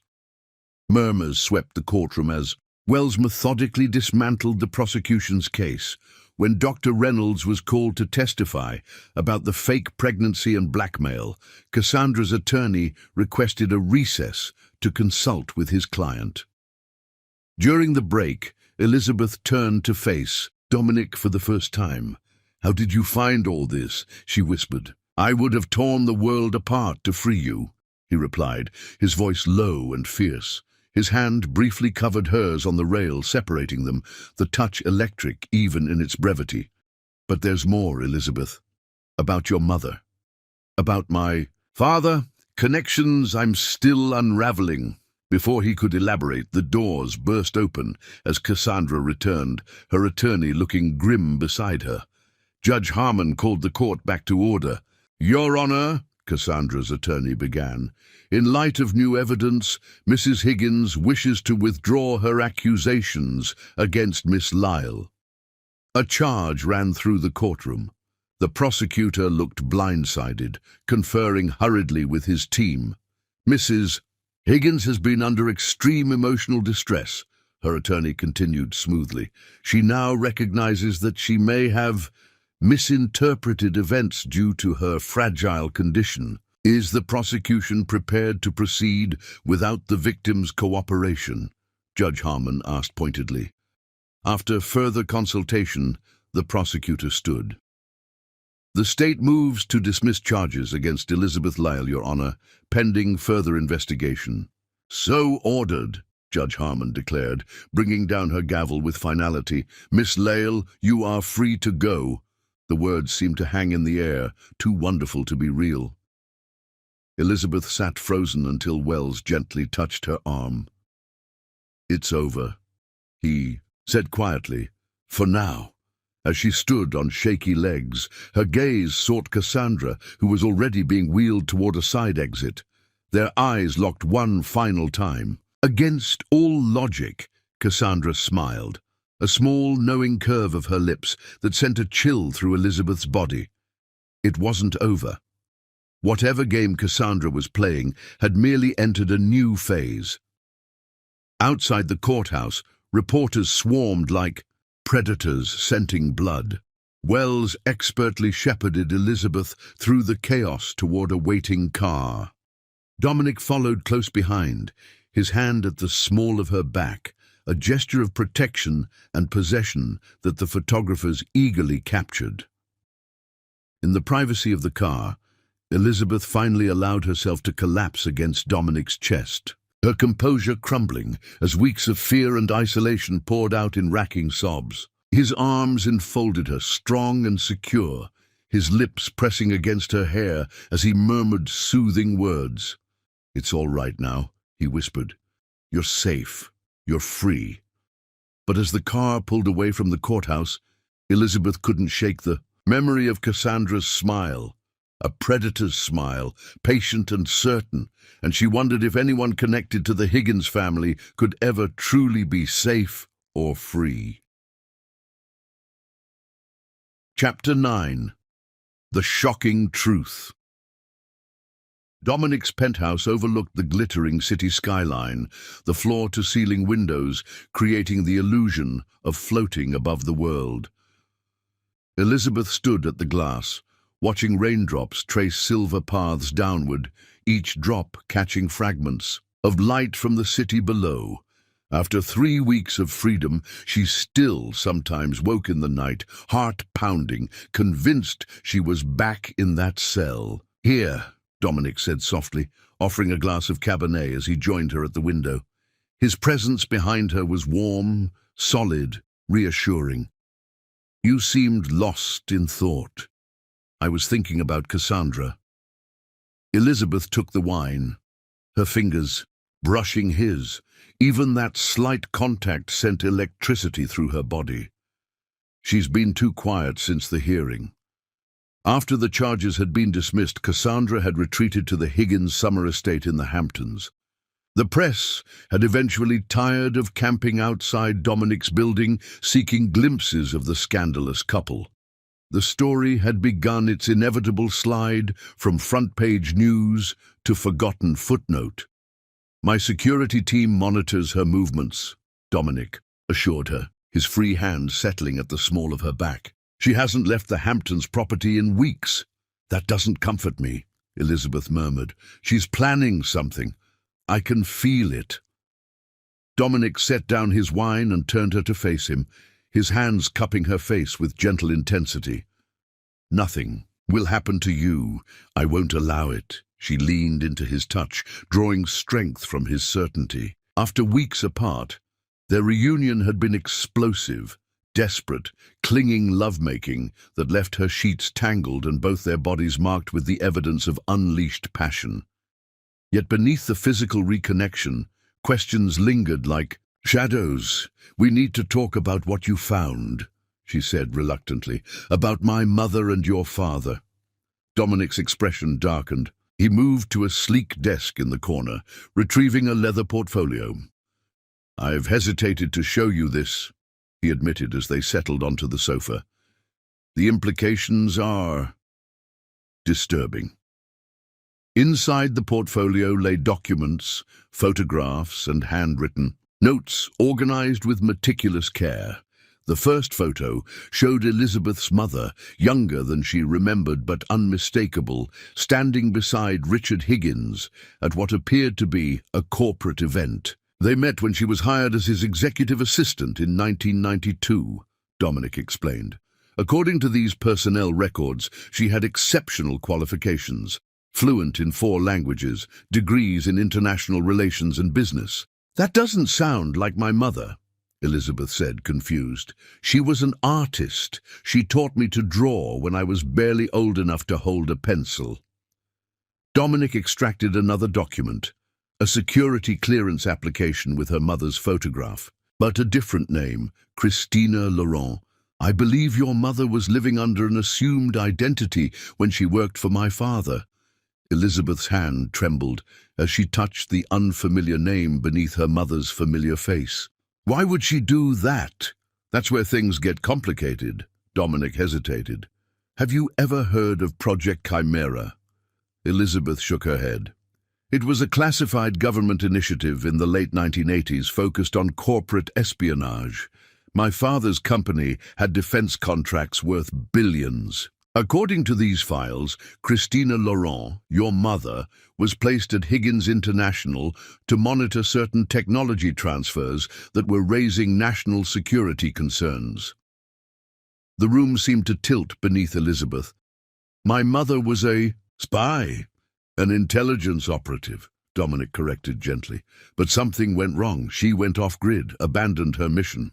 The next record we have is her marriage certificate to your father, James Lyle, in 1991. She appears to have built a new life, a real one." "Until she disappeared when I was 5, Elizabeth whispered. Dominic nodded grimly. "That's where Cassandra enters the picture."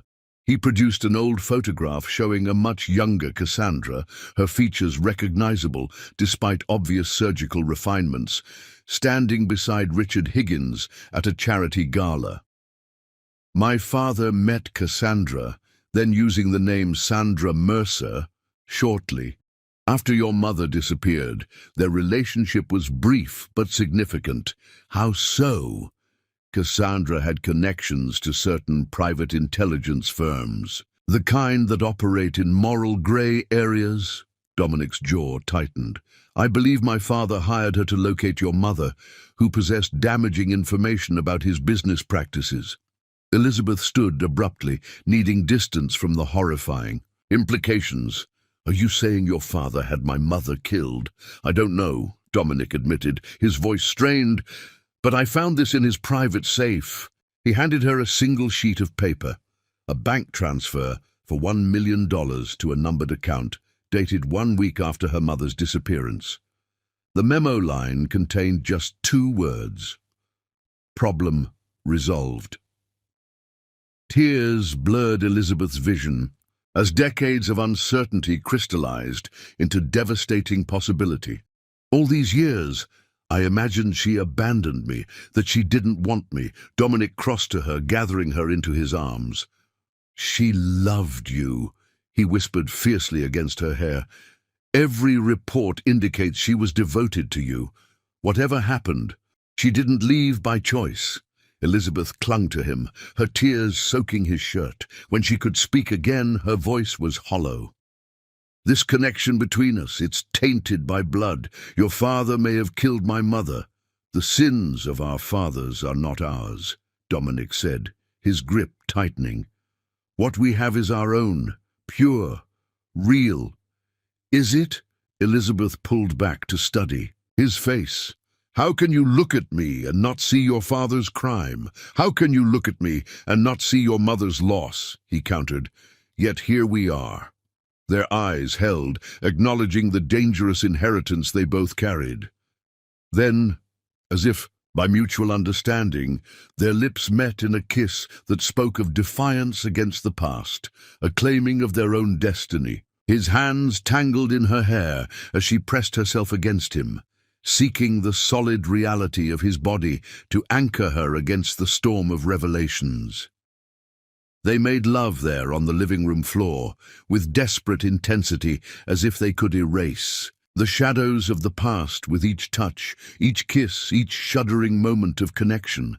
Afterward, as they lay tangled together, Elizabeth's head on his chest, the steady rhythm of his heartbeat gradually restored her sense of the present. There's one more piece to this puzzle, Dominic said eventually, his fingers tracing idle patterns on her bare shoulder. Someone has been feeding us information about Cassandra, the fertility clinic login, the sanitarium records, the details about her previous identities. Someone who wants to destroy her, Elizabeth suggested, or someone who wants to protect us. Dominic reached for the portfolio again, extracting a final document. This arrived yesterday. Security footage from the Westlake Sanitarium, 1989, the day Cassandra was released. Elizabeth sat up, pulling Dominic's discarded shirt around her as she examined the grainy image. It showed a teenage Cassandra being escorted from the facility by an older couple, presumably her parents, and a young man in his 20s. "Look at the young man," Dominic directed, his voice tight. Elizabeth studied the fuzzy figure, then gasped. "He looks like you." "Not like me," Dominic corrected grimly. "Like my brother. My half-brother, to be precise, Alexander Higgins, my father's son from his first marriage." "You have a brother?" Elizabeth asked, stunned. "You've never mentioned him." "Because he officially doesn't exist anymore. After a falling out with my father, he changed his name and disappeared from public life 20 years ago." Dominic's expression was troubled. According to these records, Alexander was involved with Cassandra when they were teenagers. He was the one who reported her to authorities after she poisoned her brother. Elizabeth's mind raced, connecting pieces of the elaborate puzzle. "You think he's the one who's been helping us? Warning us about Cassandra?" "It makes sense. He would know her better than anyone, would recognize the patterns of her behavior." Dominic stood, pacing the room with restless energy. "But why now? Why not warn me before I married her?" Before Elizabeth could respond, Dominic's phone rang. He answered, his expression shifting from annoyance to alarm. "When?" he demanded. "Are you certain?" After listening for another moment, he ended the call, turning to Elizabeth with grim urgency. "That was my security team. Cassandra left the Hamptons property 6 hours ago. Her current whereabouts are unknown." A chill swept through Elizabeth. "She's coming for us. Pack a bag," Dominic instructed, already moving toward the bedroom. "We're leaving now." Elizabeth dressed quickly, mind racing. "Where will we go?" "Somewhere she won't expect." Dominic returned with a small duffel bag, his expression resolute. "My brother's place." The cabin perched on the edge of a wooded lake, its rustic exterior belying the sophisticated security system that had tracked their approach from miles away. As Dominic parked their rental car beneath a stand of ancient pines, the cabin door opened. Alexander Higgins, now known as Alex Harrison, stood silhouetted against the warm light behind him. Taller than Dominic, with the same chiseled features softened by a short beard, he regarded them with wary assessment. "You took your time figuring it out," he said by way of greeting, his voice a deeper version of Dominic's. "You could have been more direct," Dominic replied, tension evident in his stance. Alex's gaze shifted to Elizabeth, his expression softening. "You look like her. Your mother." Elizabeth stiffened. "You knew my mother." "I tried to help her," Alex said quietly. Too late, as it turned out. Before he could elaborate, Alex's attention snapped to something over their shoulders. His expression hardened as he reached beneath his jacket. "Inside," he commanded. Now, they turned to see headlights approaching along the narrow access road, moving too fast for the treacherous curves. "Cassandra," Dominic breathed, pushing Elizabeth toward the cabin door. "Not alone," Alex added grimly, drawing a pistol from his shoulder holster. "Move!" As they rushed inside, the approaching vehicle skidded to a halt in a spray of gravel. The cabin door slammed behind them as Alex engaged multiple locks. Through the window, Elizabeth caught a glimpse of Cassandra emerging from a black SUV, her face a mask of cold determination in the moonlight. She wasn't alone. A man in a dark suit accompanied her, his military bearing unmistakable even at a distance. Something metallic gleamed in his hand. "She brought her favorite problem solver," Alex said, positioning himself away from the windows. "Viktor Orlov, former Spetsnaz, current mercenary." "Why is she doing this?" Elizabeth asked, her voice barely above a whisper. "The charges were dropped. She got away with everything." "Because you know too much," Alex replied, checking his weapon with practiced efficiency. "Both of you!" Dominic pulled Elizabeth close, his body a shield between her and the door. "What do we know that's worth killing for?" "The truth about your father," Alex said grimly. "About what really happened 27 years ago. About why our father arranged your marriage to Cassandra in the first place." Outside, footsteps crunched on gravel, approaching the cabin with deliberate slowness. "What are you talking about?" Dominic demanded. "There's no time to explain," Alex said, moving toward a bookcase that concealed a hidden passage. "This tunnel leads to a boathouse. Take the motorboat across the lake. There's a car waiting with documents, money, everything you'll need." "We're not leaving you to face them alone," Elizabeth protested. Alex's smile was sad and knowing. "This was always how it would end. I've been preparing for this confrontation for decades." A heavy knock rattled the cabin door. Cassandra's voice drifted through, eerily calm. "Dominic, darling, I know you're in there. It's time we had a family reunion." Alex pushed them toward the hidden passage. "Go, I'll hold them off." Dominic hesitated, torn between escaping with Elizabeth and confronting the woman who had caused so much destruction.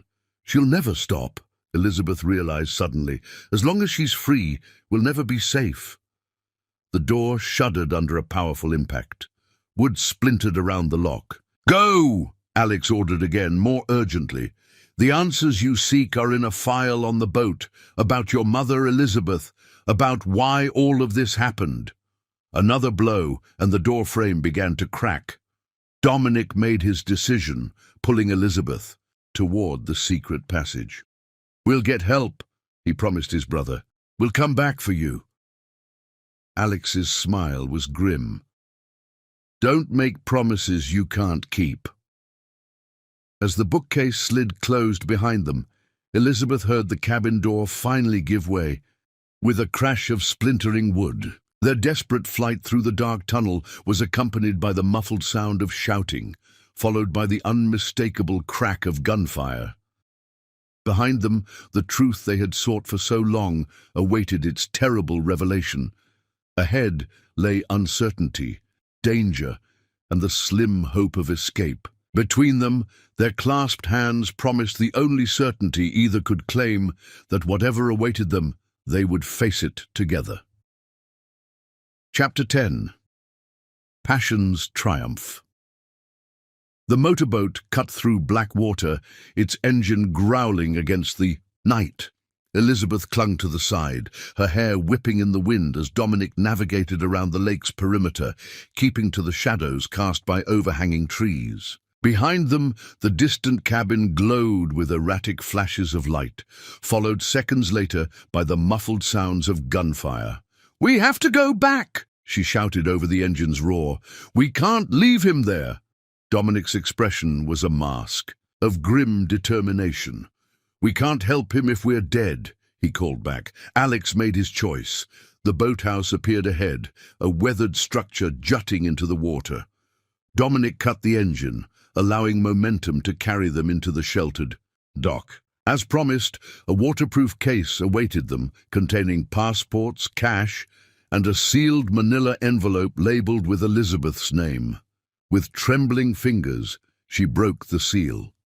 Inside lay a handwritten letter and a flash drive, along with a faded photograph of her mother holding a baby, her, while standing beside a younger Alex Higgins. "What is this?" she whispered, turning to Dominic. Before he could answer, the night erupted with a thunderous explosion. They turned to see the cabin, engulfed in flames, a fireball rising into the darkness. The shock wave rippled across the water, rocking the boat violently. "Alex," Dominic breathed, his face ashen in the reflected firelight. Elizabeth clutched the letter, grief for a man she'd barely met, warring with terror at their narrow escape. "We need to go," she urged gently. "We can't let his sacrifice be for nothing." They found the promised car, a nondescript sedan with tinted windows, hidden beneath camouflage netting behind the boathouse.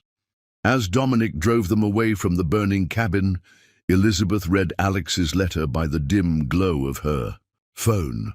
"Elizabeth, if you're reading this, I've likely paid the debt I've carried for 27 years. The truth I've protected at great cost is now yours to carry. Your mother was not an intelligence operative, as the documents suggest. That cover story was created by my father to justify her presence in his life. The truth is simpler and more tragic. They fell in love, deeply consuming love that defied the social boundaries of their worlds." Richard Higgins was already a married man when he met Christine Lyle, your mother, at an art gallery where she worked. Their affair continued for years, during which you were conceived and born. The birth certificate naming James Lyle as your father was falsified. Richard Higgins was your biological father, which makes Dominic your half-brother. Elizabeth's hand flew to her mouth, shock and revulsion coursing through her. "Stop the car," she gasped. Dominic pulled over immediately. "What is it?" he asked, alarmed by her pallor. Unable to speak, she thrust the letter into his hands. As he read, his expression transformed from concern to disbelief to horror. "This can't be true," he whispered, looking up to meet her eyes. Elizabeth felt physically ill. The man she loved, the man whose body she knew as intimately as her own, was her brother. Their passion, their connection, everything tainted by an unthinkable taboo. "Keep reading," she managed, her voice barely audible. Dominic returned to the letter, his hands visibly shaking. "The DNA test on the flash drive proves what I've long suspected. Richard Higgins could not have been your biological father. Despite his belief, your mother was already pregnant when they met, though she never revealed this to him. Whether to protect her child or for reasons of her own, she allowed Richard to believe you were his daughter. When Richard discovered your mother, planned to leave him and take you, whom he believed was his child, he became dangerous. I warned your mother, helped her disappear with you. For 5 years, you lived in safety under new identities. Then Cassandra entered our lives.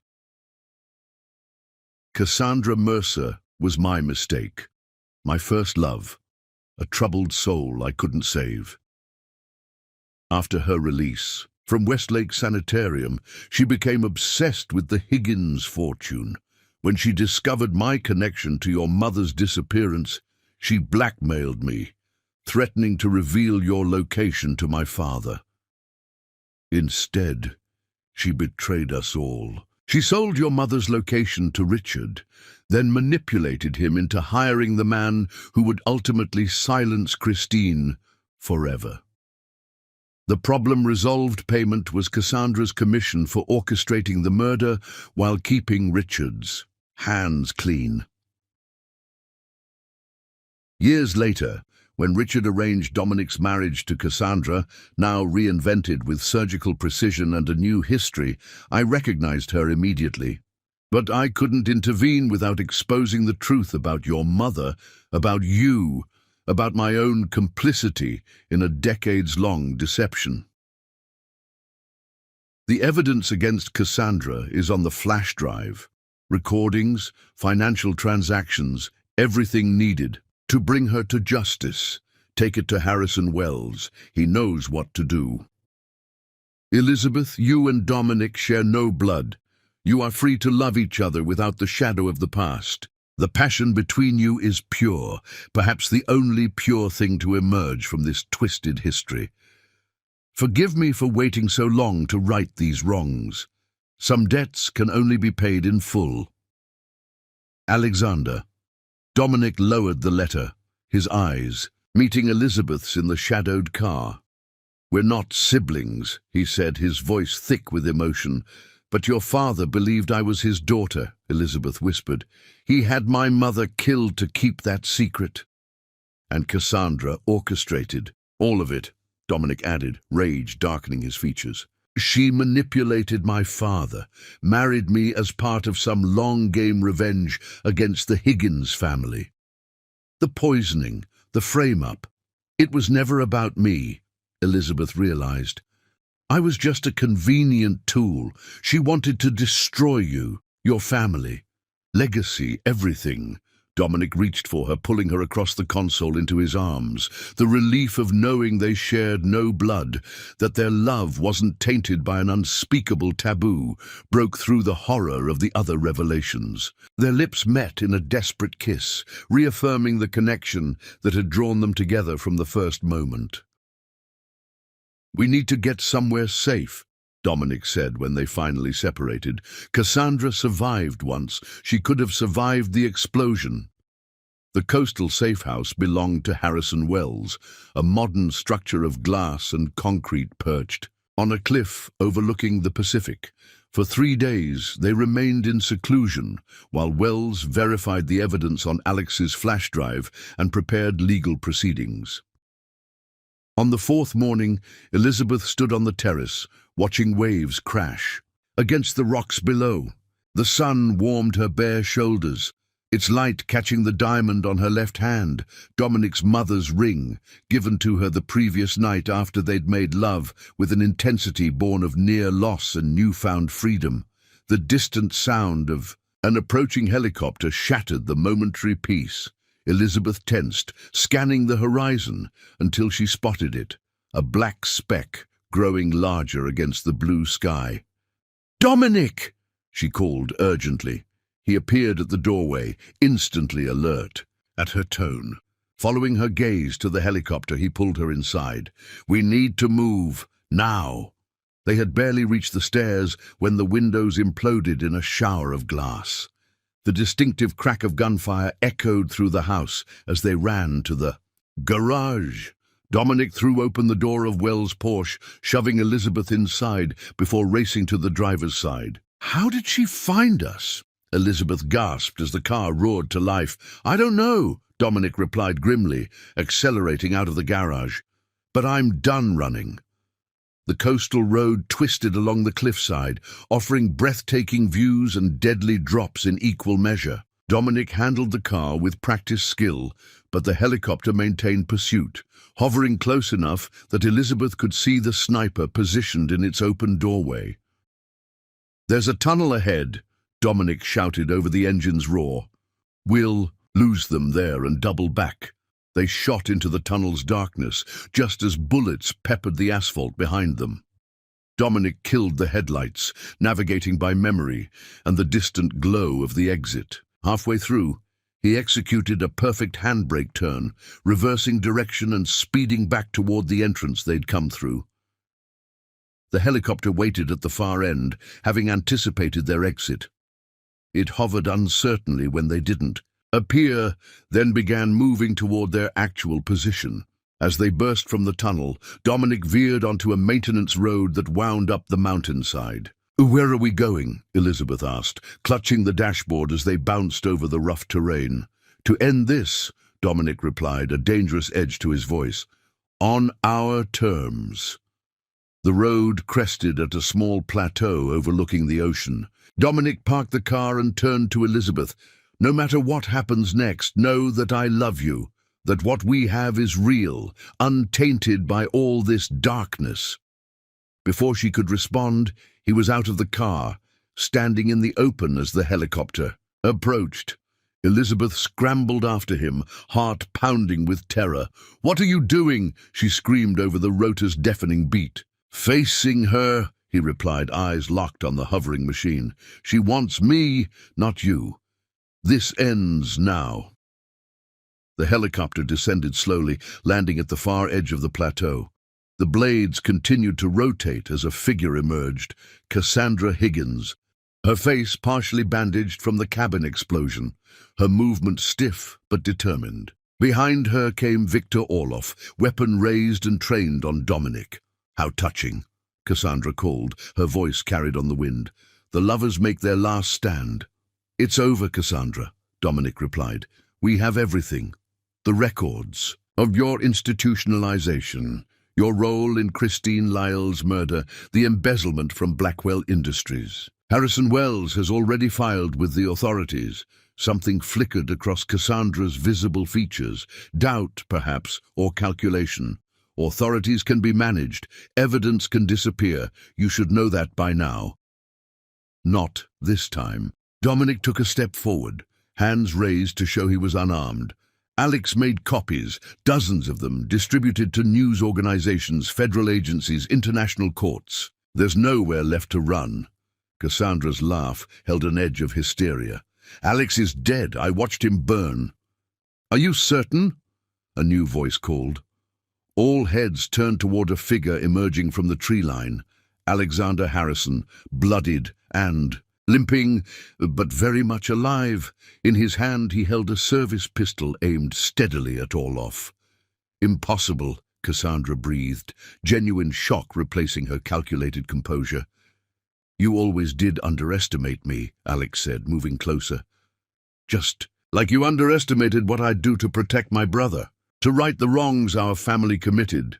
Orloff swung his weapon toward Alex, creating a lethal standoff. "Drop it, Victor," Alex commanded.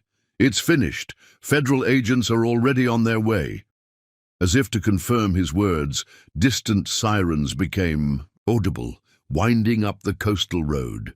In that moment of distraction, Cassandra lunged forward, producing a small pistol from her jacket. She aimed not at Dominic or Alex, but at Elizabeth.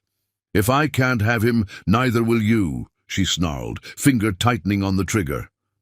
3 shots rang out in rapid succession, Alex firing at Orloff, Orloff firing at Alex, and Dominic launching himself at Cassandra. Bodies collapsed in a chaotic tangle as Elizabeth stood frozen in horror. When the echoes faded, Orloff lay motionless, a bullet in his chest. Alex knelt, clutching his shoulder, blood seeping between his fingers. And Dominic struggled with Cassandra at the plateau's edge, her gun knocked aside, but her hands clawing at his face with feral intensity. "You were supposed to love me," she screamed, all pretense of sophistication stripped away. "Your father promised me. The Higgins fortune was mine. My father used you," Dominic grunted, trying to subdue her without causing further injury. "Just as you used him. Just as you tried to use me." With unexpected strength born of madness, Cassandra twisted free, scrambling toward her fallen weapon.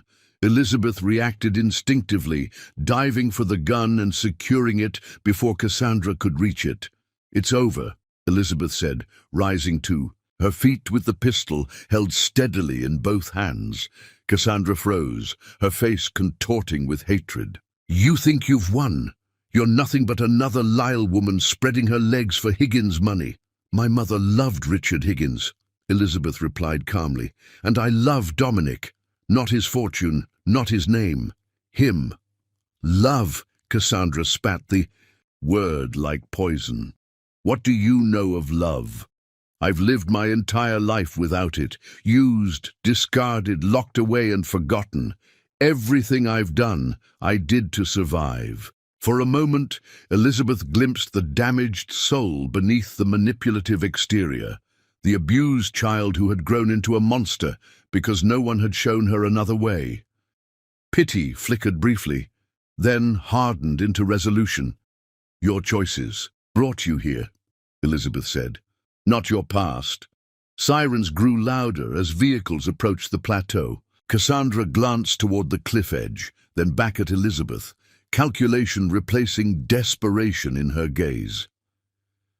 This isn't over, she promised softly. It will never be over.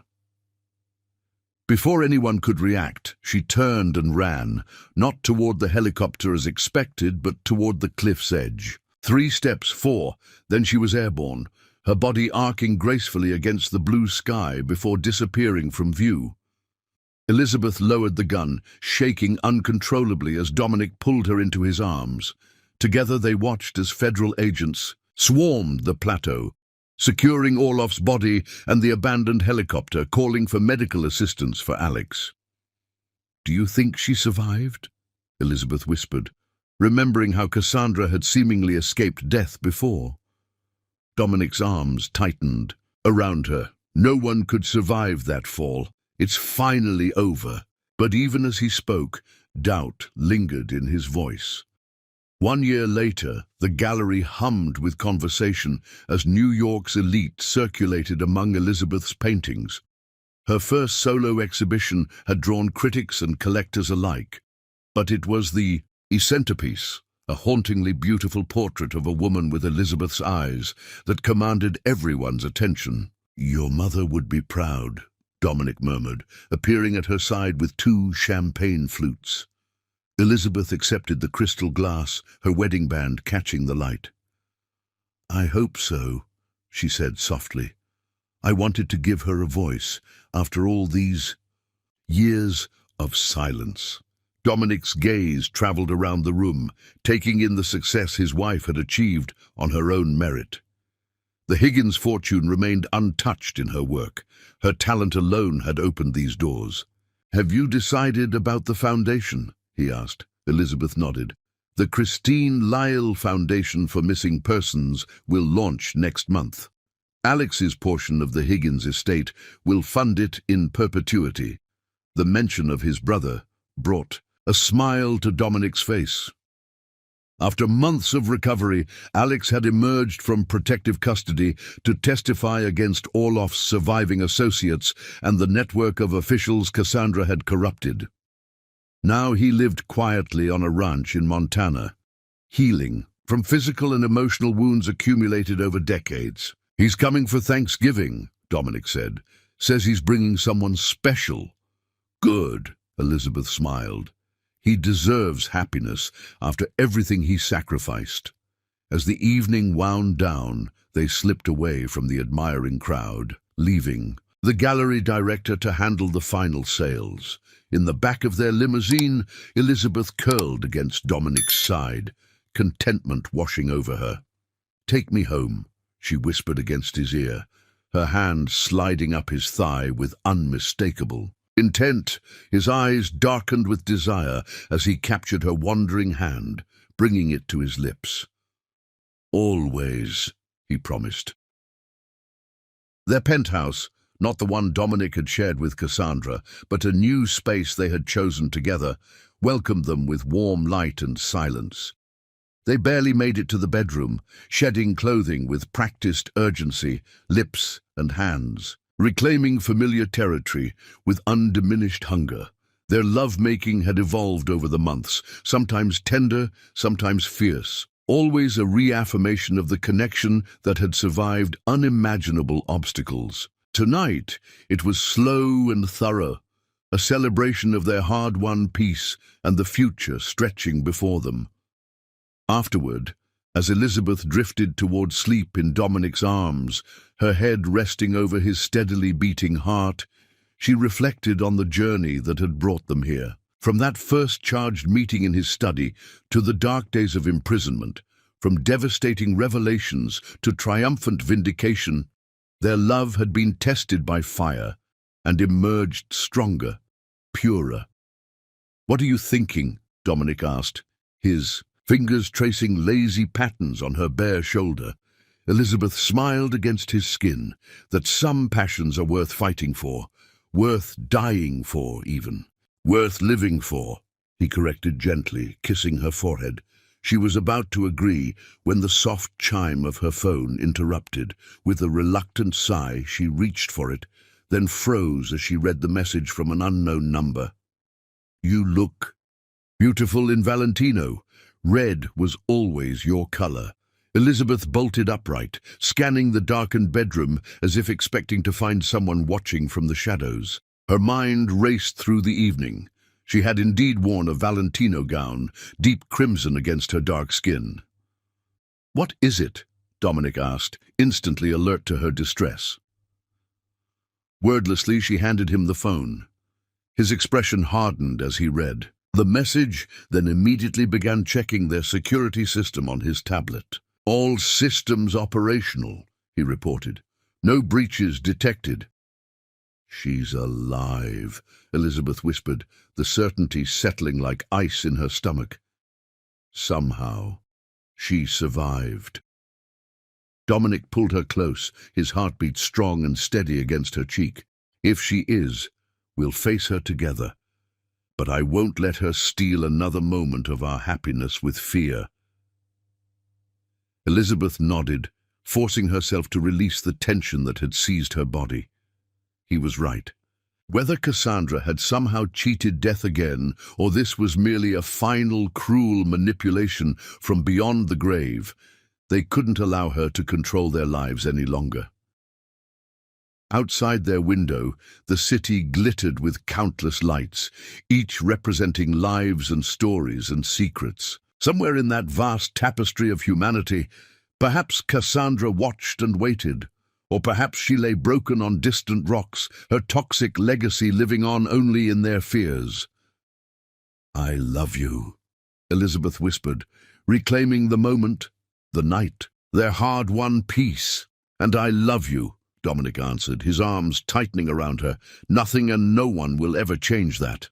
As they drifted towards sleep, entwined in each other's arms, Elizabeth made a silent vow. Whatever the future held, whether peace or new challenges, she would face it without fear, confident in the passion that had survived every test.